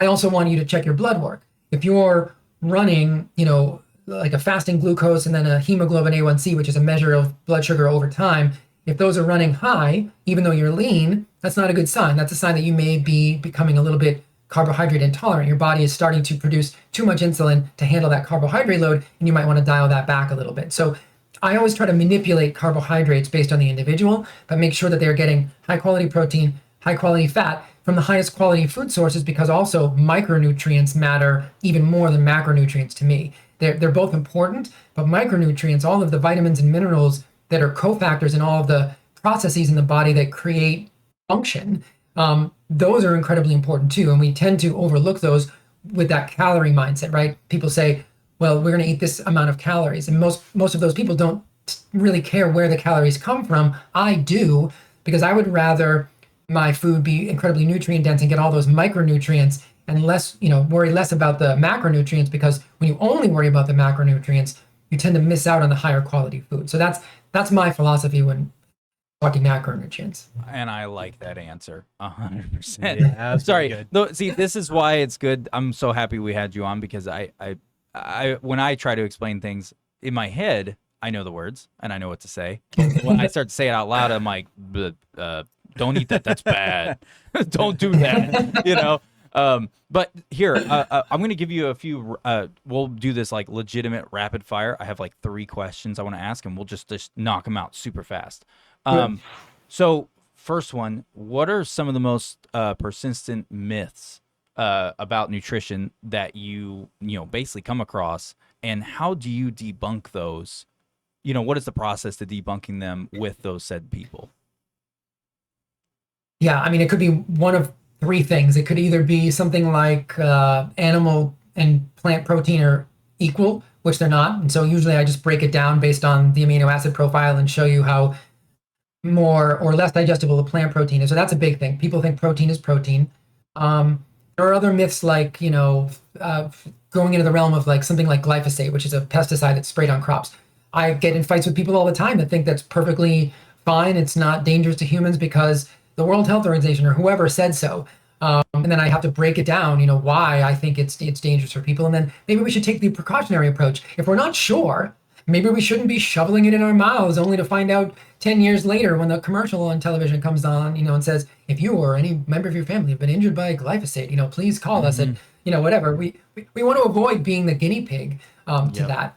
And then, yeah, and let me just stick with those 2. I would say it's the protein myth. It's the general plant-based myth that plant-based eating equals health. It's all about the quality. You can have plant-based foods that are crap too. So it's really important that we have that nuanced conversation. And then things like glyphosate or any other or seed oils are the same kind of thing. Any other thing that has conflicting research, I think we should take the precautionary approach and be more careful instead of just dumping it into the food supply and then just seeing how all the humans handle it. Oh yeah, and you saying the seed oils just made me think of like I'm a hard proponent on pretty much making sure to say it anytime it gets brought up of like, everyone does like almond milk, oat milk, all that stuff, and I'm like, that is wildly unhealthy for you. Like I was like, just look in. Like I always tell you, like look into what how they make it. It's not good for you. It's super bad. There's tons of sugar in it. There's tons of oils in it that are not good oils for you. They're all remnants of other stuff. Anyways, sorry. You saying seed oil made me think it, and I'm about to tangent. I'm gonna stop that. What do you say to people who are lactose intolerant and don't want to intake dairy? 2 things. If it's true lactose intolerance, that's the real question. And the only way to you can do some testing to find out. But what's really interesting is that between goat and cow, goat dairy tends to be easier on people. The fatty acids are shorter chain, so they tend to be more easily digestible. So if you're struggling with dairy and you still want to keep dairy in your life, try some goat, like goat milk or goat cheese, or sheep or goat. It has to do with also the proteins are A2 beta casein proteins as opposed to A1. So sometimes if you go to the grocery store, you'll see like A2 milk. That's what that's referring to. So try goat or sheep because they're always A2. The other thing you can try is raw, and that's really hard to do because it's illegal in most states. I get mine from an Amish farm in Pennsylvania. Hell yeah! But raw goat kefir itself, which is like a fermented milk, that has actually been shown in research to help improve lactose. They let people with lactose intolerance generally, if they lack the lactase enzyme, kefir can actually help improve functionality of that enzyme. So there's a potential that you could, it's like exposure therapy. You expose the body to this dairy product, and it upregulates the production of this enzyme. So it depends on to what degree those enzymes have been downregulated, but it seems like you can rescue them. And so I always recommend sheep or goat dairy. And then if you can get it, try raw, because most people who struggle with like conventional cow dairy, they don't struggle with raw, or they don't struggle with sheep or goat. Yeah, I'm lucky enough to have a dairy farm about 10 minutes from my house where I can go get pretty much any raw dairy or that I can put my hands on for relatively inexpensive too. That's awesome. Yeah. So if you can get kefir, that stuff is magical for the gut. A little goes a long way, but kefir is an amazing thing. So pigs have milk. Why don't we drink pig milk? Get out of here! Get out of here! Yeah, I think I'll think that's a great question. Yeah. I mean, the glyphosate that you mentioned that earlier is found literally in Roundup. So if they are putting that in your food, you should probably stay away from that. Yes. Yeah. Sorry, and then since you brought up, we were talking about milk just now. One of the things that I've just from me being observant and then just researching over the years, I did notice that we are the only mammal on this planet to drink milk past infancy.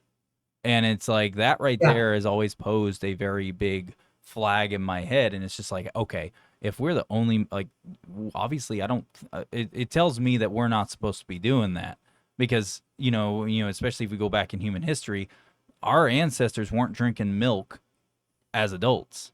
They just weren't. I mean, they may do from time to time, but it wasn't like, oh, let's all herd up the cows and start squeezing them bags and get some milk. Like, no, they Yeah. weren't doing that, So, yeah, sorry. You just It's saying that made me think. no, no, no. It's a really interesting conversation because I've had that same thought in the past. And but the truth is, if you go to the Maasai warrior in Africa, they're one of the closest things we can find to an ancestral tribe because they still live their ancestral life, and they actually live on the blood, milk, and meat of their animals. That's pretty much the only food they can eat. So we have been consuming dairy more than people, I think, give us credit for. Fermented dairy, I think, is a far higher quality because it just has more benefit. I don't drink a lot of milk. The only milk I will ever drink will be raw, but I certainly don't think it's, let's put it this way. You can consume it if you can handle it. Raw is best, but it's not something that's necessary for health. I would much rather see people consuming things like yogurt or kefir, which would have been fermented and they would have been ways of managing and storing this precious dairy that our ancestors would have known was an incredibly nutrient dense food, but wouldn't, I think different tribes in different areas of the world would have been consuming dairy at different levels. So again, and I think that's why we struggle with this lactase issue, that depending on where your ancestry comes from, you would have had either more or less of that lactase enzyme activity. And so I think it's a nuanced conversation. I think milk is fine if you can handle it, and the higher quality, the better. But it's certainly not something that has to be the mainstay of your diet. But if you can get it, again, if you can get it from a local farm at high quality, try it out and see if it's incredibly anabolic. So if you're trying to build muscle, dairy products and milk can be very useful for that. Yeah, they have to, these dairy farmers who produce raw milk, they have to have certain licenses and certifications. So it's not as if it's hillbilly milking a cow and giving it to you. They have to have certain certifications. Yeah. Yeah. Real quick, I'm going to give you two last questions, and I'm going to do them both at the same time, just back to back. Sure. First of all, are there any emerging trends in health and nutrition that, one, you are excited about and also concerned about that are coming up over the horizon right now or just now starting to kind of get known or heard about? And so there's that question. And then the second question will be, what role do you see Perpetual Health playing a role in the future of trying to help navigate the populace into a better and healthier understanding and just that whole narrative? Sorry. I know that's like two kind of loaded questions back to back, but those are the last two I have for you.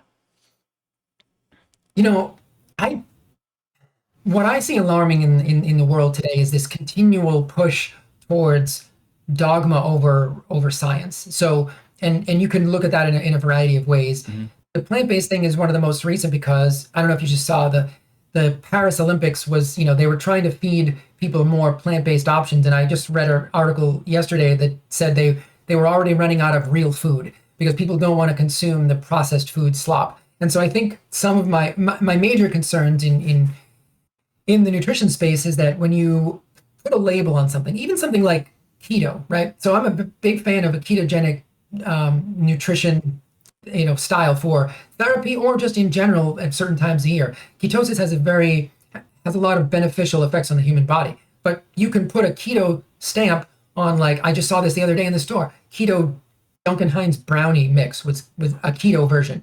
In other words, the label doesn't really mean anything, just like plant-based doesn't really mean anything. It's all about the quality, but I feel like there's this shift away from the nuance and all the science that I've been studying for years, and people just want to jump onto whatever the trend is. I worked with an actor a long time ago who would eat gluten-free bread because he had celiac disease. And it's like, do you think gluten-free bread is really a high-quality product? And of course, I looked in the back of it and it was full of a whole bunch of other chemicals, but they happened to get rid of the gluten.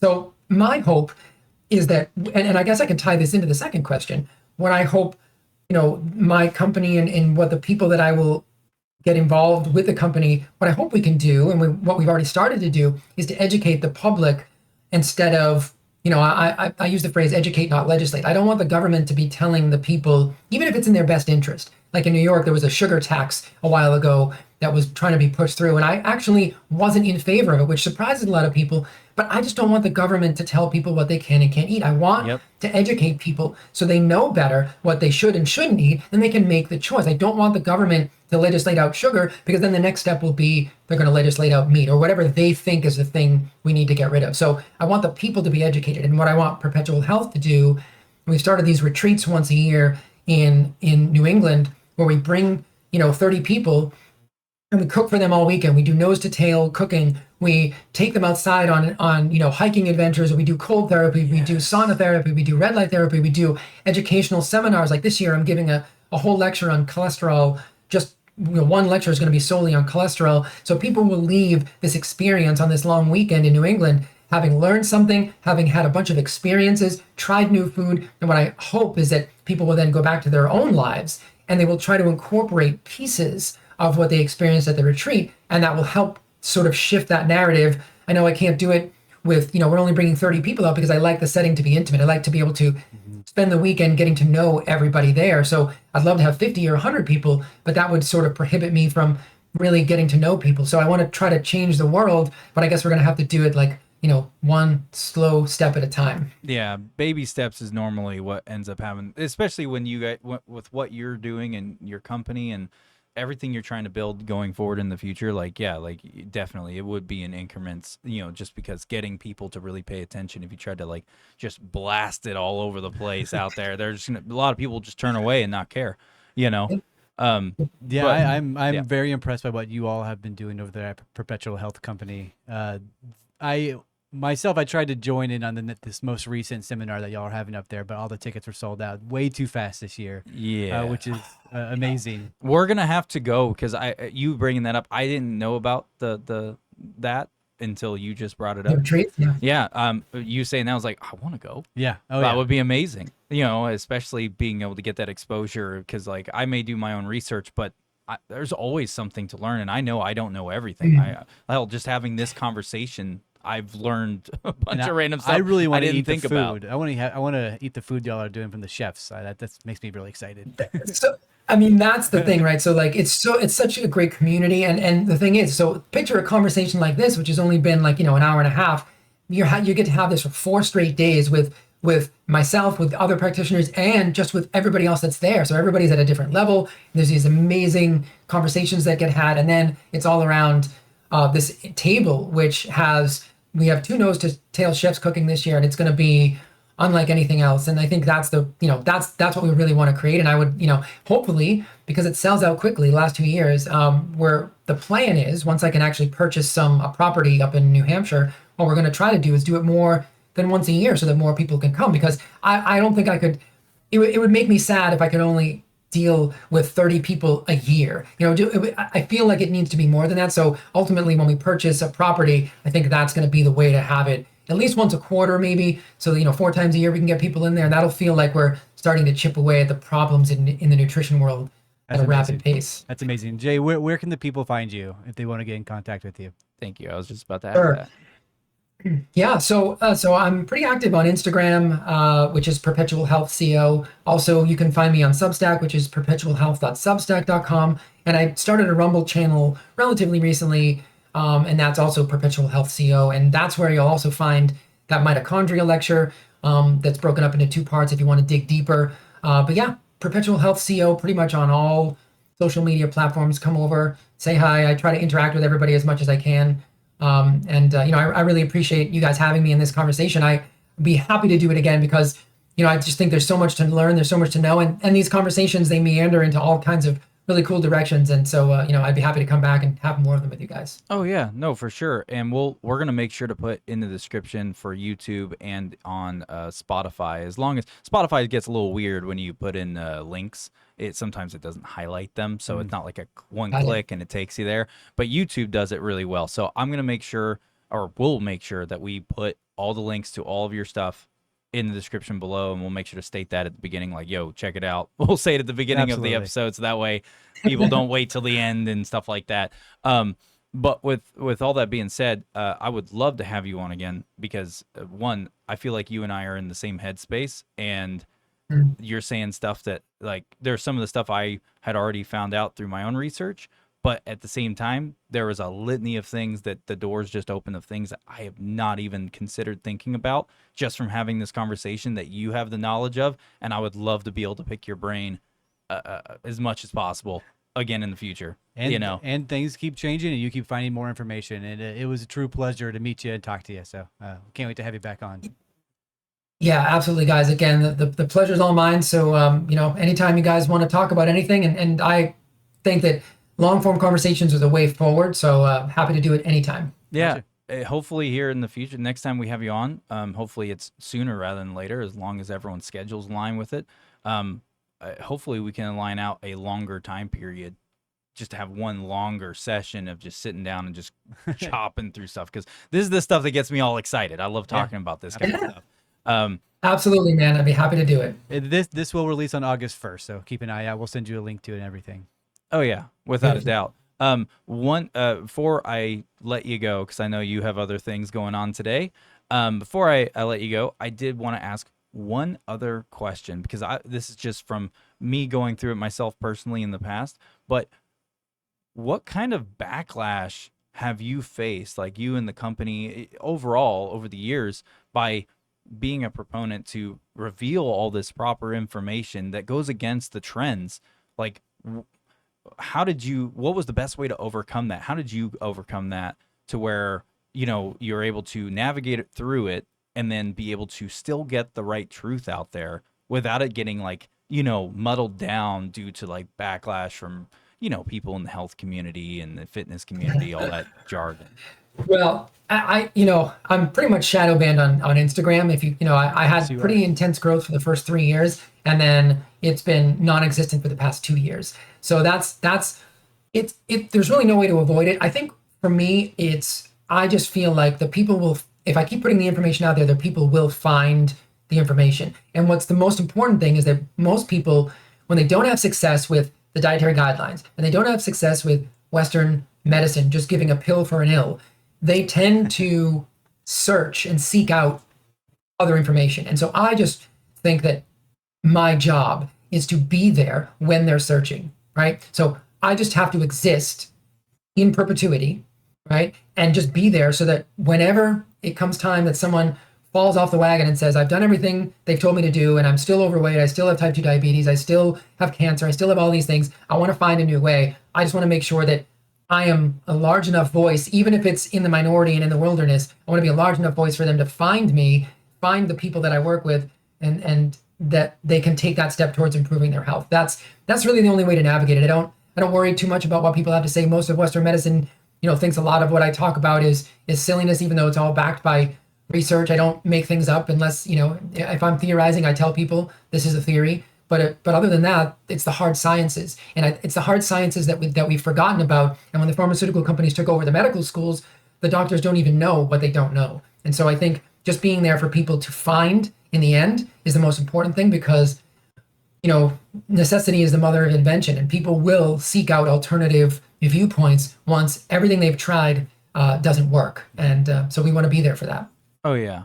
Oh, sorry. Were you about to say I was something? gonna say that's the best thing I've ever heard anybody say. So yeah, that's fantastic. Yeah, it is fantastic, and we understand the whole shadow ban thing. We get shadow banned a lot, and then overtly just banned on YouTube quite often, and it's usually just because we talk about a broad range of topics. We don't just talk about health and nutrition or conspiracies. We literally talk about everything between the sky and the ground, history and beyond, right? Yeah, we literally talk about everything, and we have episodes that literally only have like 10 views. Actually, a good chunk of our episodes never got over 100 views, and it's literally because we were shadow banned. And then I would find out from like my sister. I would ask my sister, like, hey, did my episode pop up in your feed? And she'd be like, I never see your stuff come up. And she has notifications turned on. She doesn't follow me. She only follows like 10 channels, and none of our stuff ever pops up. And so I one of the biggest things that I find, other than health being a very important narrative to talk about, one of the biggest, attacks towards human beings in general in a society is censorship.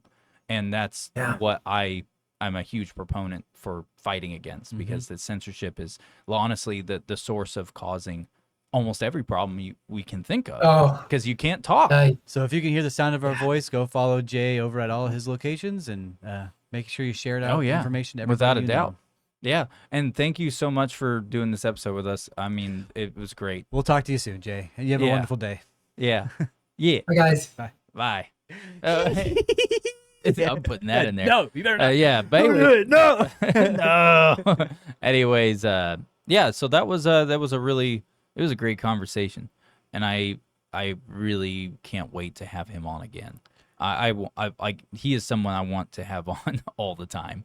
Yeah, my immediate thought with speaking with him is that he is a well of knowledge that is forever deep around health and nutrition and lifestyles and how to better your brain and just your life in general. If you are stuck in stress and if you are stuck in a diet, he is the guy that is going to have some serious knowledge about how to take care of yourself and how to better your life. Oh, yeah. And there's a deep well of information that we can go down for days, I imagine.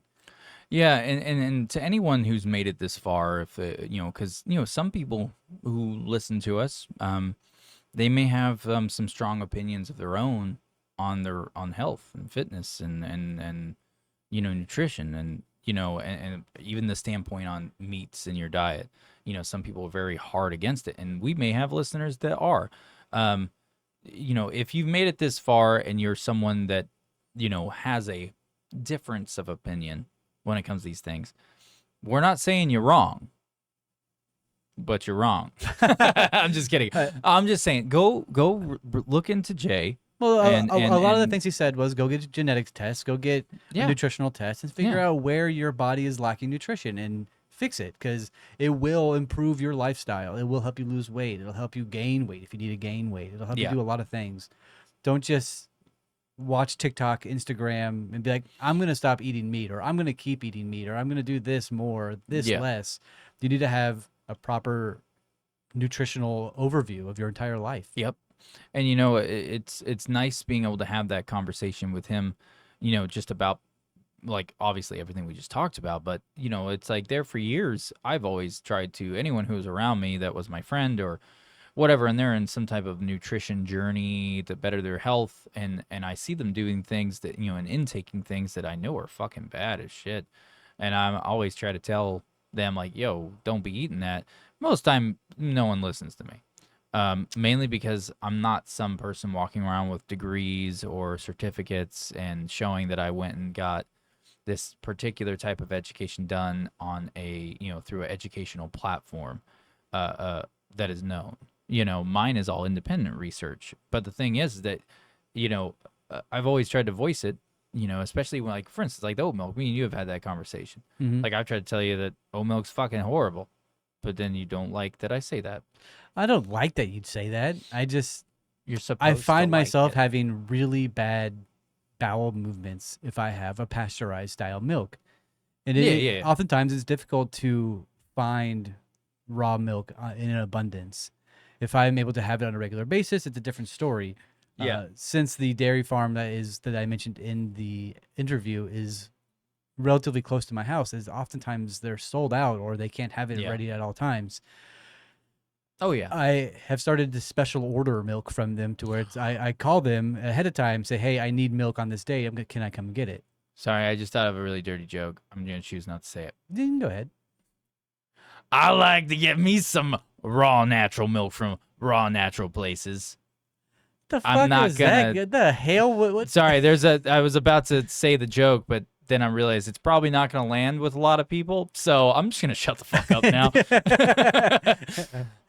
I love titties. Okay. That's not dirty. That's annoying. I don't like boob milk, though. I think that would be weird if people did that.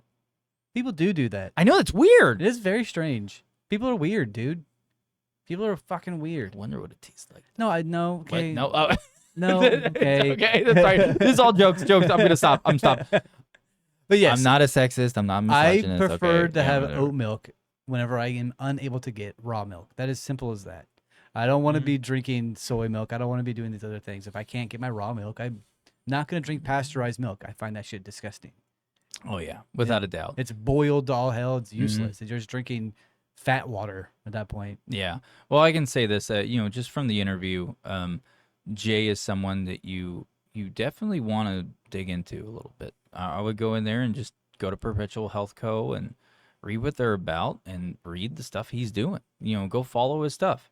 And just deep dive into it. Even if you're not deep diving per se, just tuning in one ear for a little bit.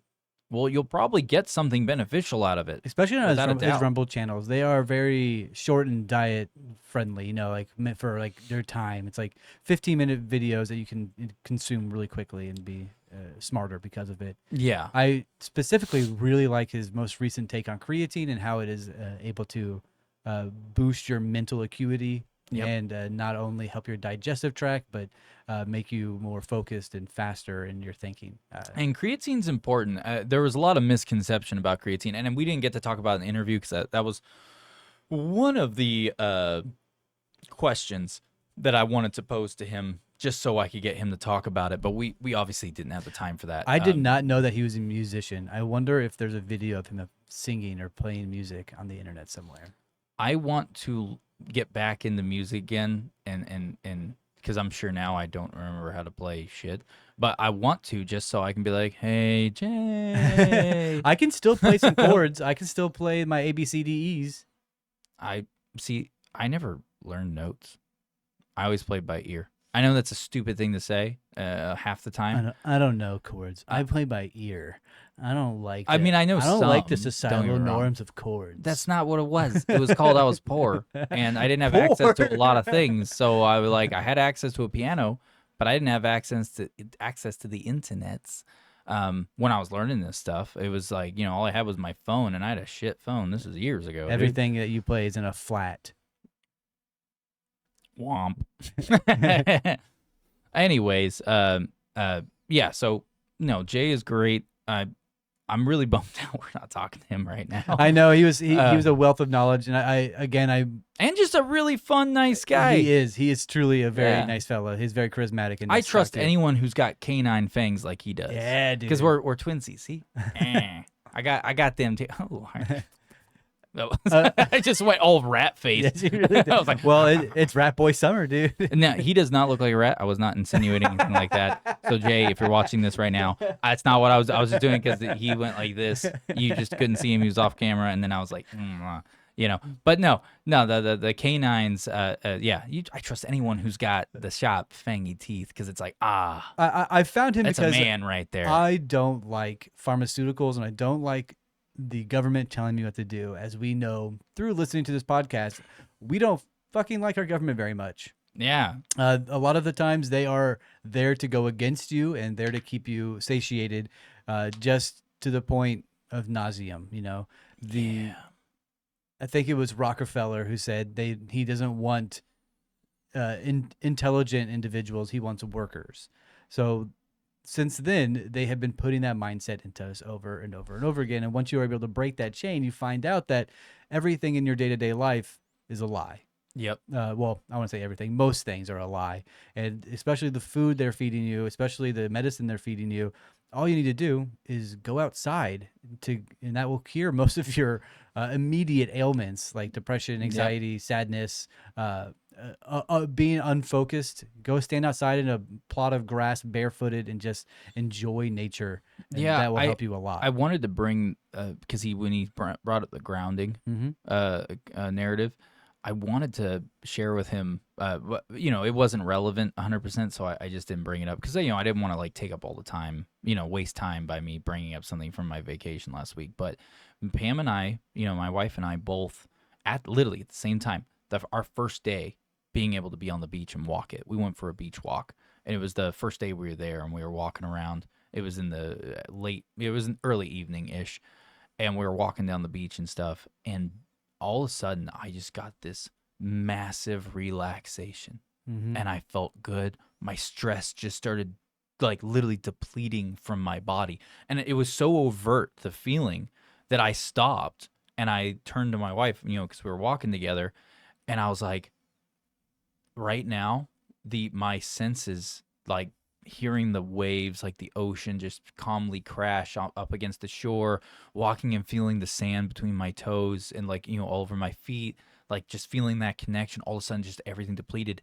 And I told her that. I was just like, all of a sudden I was like, babe, like I'm feeling amazing right now. Like my senses and my stimulations are all like getting evened out. It's euphoric, Like, isn't it? yeah, like it was immediate. Like Mhm. it happened within the first like 5 minutes. Like no joke, like literally 5 minutes of walking down the beach, and because we were barefoot and everything, and she was like, I was just about to say same thing. Same thing happened to her as well, like soul depletion. But we both are pretty we're not full blown autistic, obviously. But we both know because we've gotten tested done and scans and everything. We're both very farther into the spectrum than a lot of other people, the average person, you could say. And so like that is a big deal because it's actually funny because a few days later, sorry, this is important to label or share this. It was, I want to say it was like 3 days into the trip, so about 3/4 through the week. We were at the beach and we decided to do an evening beach day because we spent the day going around town and then, checking out stuff and Yeah, stuff like as that. one does. And we decided to do a late afternoon all the way until, dusk, once the sun went down.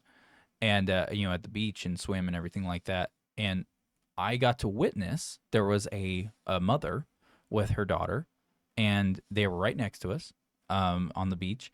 And the reason they caught my attention was because I noticed something that I've seen myself do, and my own kids, and it's the stimulation, the overstimulation thing that happens where it gets overbearing. And I saw her shaking her hands, and she was like clamming up like this. Wow.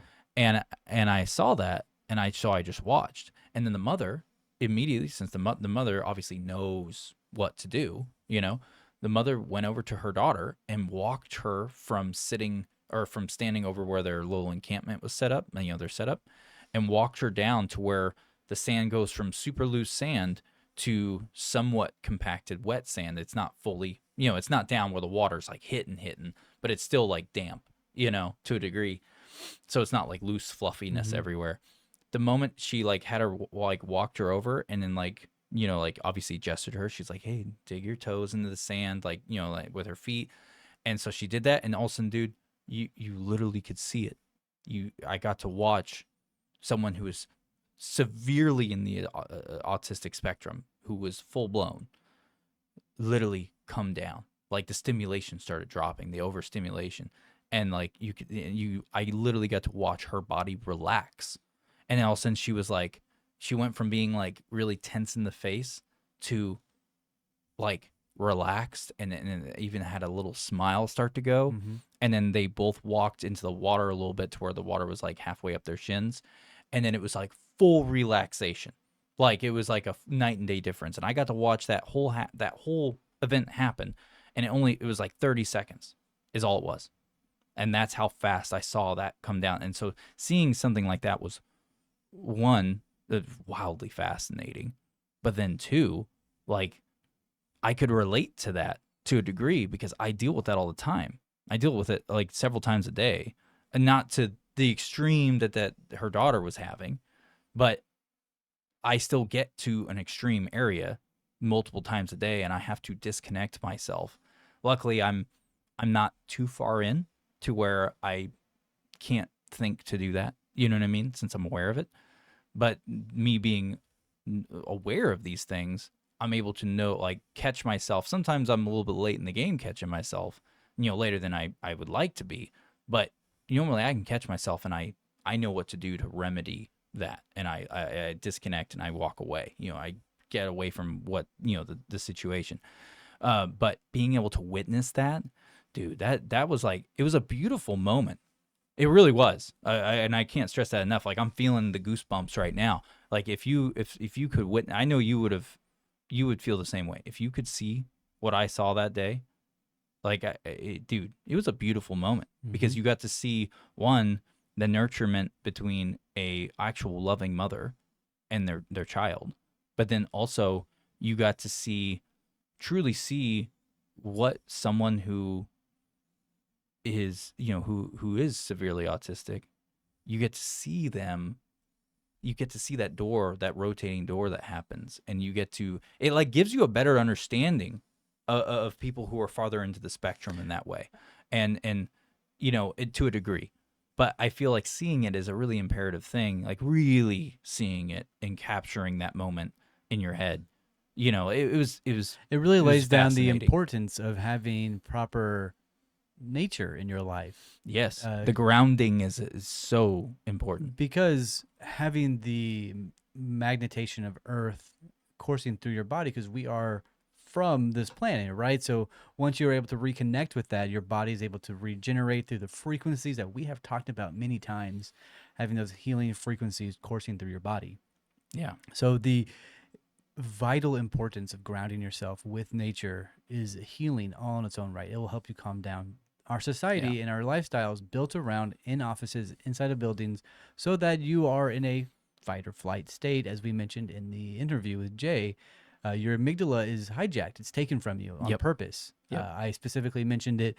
Our world is centered around making you feel anxious, making you feel like you need to be doing something at all times. Something right around the corner is going to be happening at all times. Yeah. You need to take a minute. Your life is the only one you got.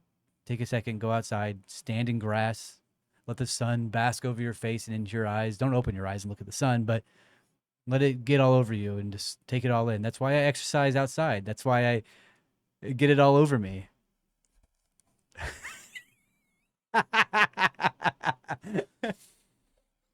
It's gonna get all over, dude. I can't help it now. At this point, I gotta make a joke. Hey, we're being very serious, but yes. Sorry. I'm a child. I'm immature. I'm a loser. Ignore me. I'm a douche. All right. Sorry. I'm sorry I ruined what I'm a freak. Oh, yeah. I'm a weirdo. Can you get... Wait, we can't go any further. We can't go any further. Me higher. No, that's just Creed. I was doing Radiohead. Well, I was about to never mind. But yeah, I hope you all enjoyed the interview with Jay, because we will definitely have him back again. We are bigger fans than ever before now of his. Yeah. Oh, dude, I'm literally a huge fan now. Yeah. He has a retreat that he does up there in the Hamptons at Martha's Vineyard. He mentioned that he's trying to get some land in New Hampshire. So if you are able to, we need to support this fella, support individuals of proper media who are not subjugated to having wrong information shoved down your throats via news, big media, if you will. Yeah, and hopefully this episode doesn't get banned as well. It will probably get shadow banned. He said the C word. Yeah. I'm not going to say it again, and I'm hoping Pandemic to reduce years. that. I may try to go and bleep the word out, or at least part of it, so that hopefully the algorithm... That would be smart, honestly. I think we should do that right now. Yeah. While you're here to keep me in check, so I do it. Absolutely. Because if you're not here, I'm just going to throw all the shit in and call it a day. One last thing I want to add, and then I'm done. 60 seconds tops. When it comes to the grounding thing, another event that I got to experience, and it was different.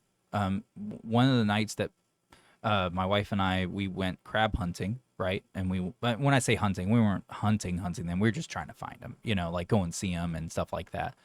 And they're everywhere, at night. They all come out of the sand, all the sand crabs, and then the bigger ones come out from the ocean and up to the sand and everything like that. But when we were walking the beach at night, we turned off our lights at one point because the moon was out, and it was beautiful. In fact, I really want to add that into the when me talking so you guys can see what I'm talking about, because I took a picture. Please do, yeah. At night, and you can see how bright the moon lit up everything. So like we had like one of the best night lights ever, and it was the moon. Most natural night light you can have, right? And just walking down the beach at night, we have been walking for about 10-15 minutes. All of a sudden I got this feeling, I got this another decompression happen, even though I was already de-stressed. Like I thought I was already de-stressed. I thought my anxiety was already gone. and you know, hadn't been gone for a few days. And then all of a sudden it was like I got another wave of it, and it was even more. And all of a sudden I got this euphoric feeling out of nowhere, this happiness, like this. I haven't felt this type of happiness, honestly, dude. Since my daughter, like the first time I ever, you know, when my kids were born, when I got to hold my kids for the first time, and through that whole experience, that was the last time I felt some type of like unfiltered, raw, just pure happiness on a level that I feel like words can't describe.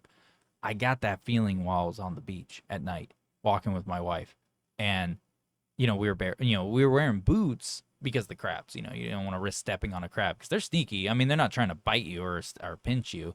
It's just, you may step on one. It's dark, so they're not seeing you. That's why they run away. It's because you have the light on, and they're like, ah, shit, spotlight, get out of here.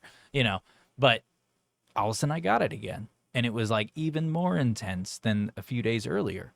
And I was like, I already thought I was already de-stressed and everything, and all of a sudden it was just even more.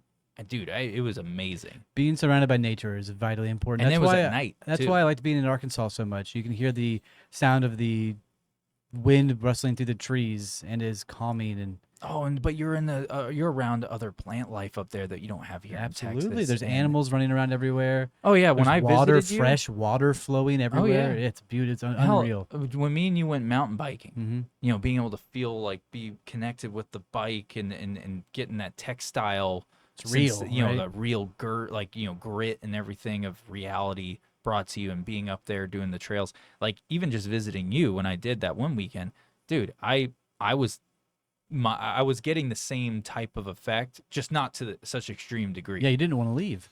Yeah, I didn't. Bear by the end, I was actually starting to get to that point. Yeah. And I was like, no, I don't want to fucking go. I want to stay here. I was like, it's not because I'm gay for my co-host. Like, what's going on? Yeah, hell yeah, brother. Dude, it was a full moon out there that one night. It's a good thing I keep myself in check, and we slept in separate rooms. Just All right, all right.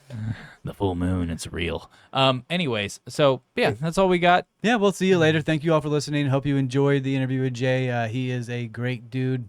Again, we'll have him back on soon. Check out for our next interviews we have coming up. He's a great guy. We've talked. Many people agree. He's a great guy, great American, true patriot. I think he's really good. No, we beat Medicare. You ain't black unless you vote for me. What? Oh shit! What? Sorry, we were making fun of both. Yes, we are. But yeah, keep an eye out for the next few episodes we got coming out. We have one about the Tartarian civilization on the cusp here in the next few weeks. We plan on having another firefighter guy on here to talk about us. Those of you who have been longtime listeners, you will know him as Blake. So yeah. Yep, and excited to have him back on. He's my bro. Absolutely, it's cool. And dude. he's now your bro too. He's a cool dude. He's a cool dude. He's cool. He's funny too. Yeah, he is. He's funny.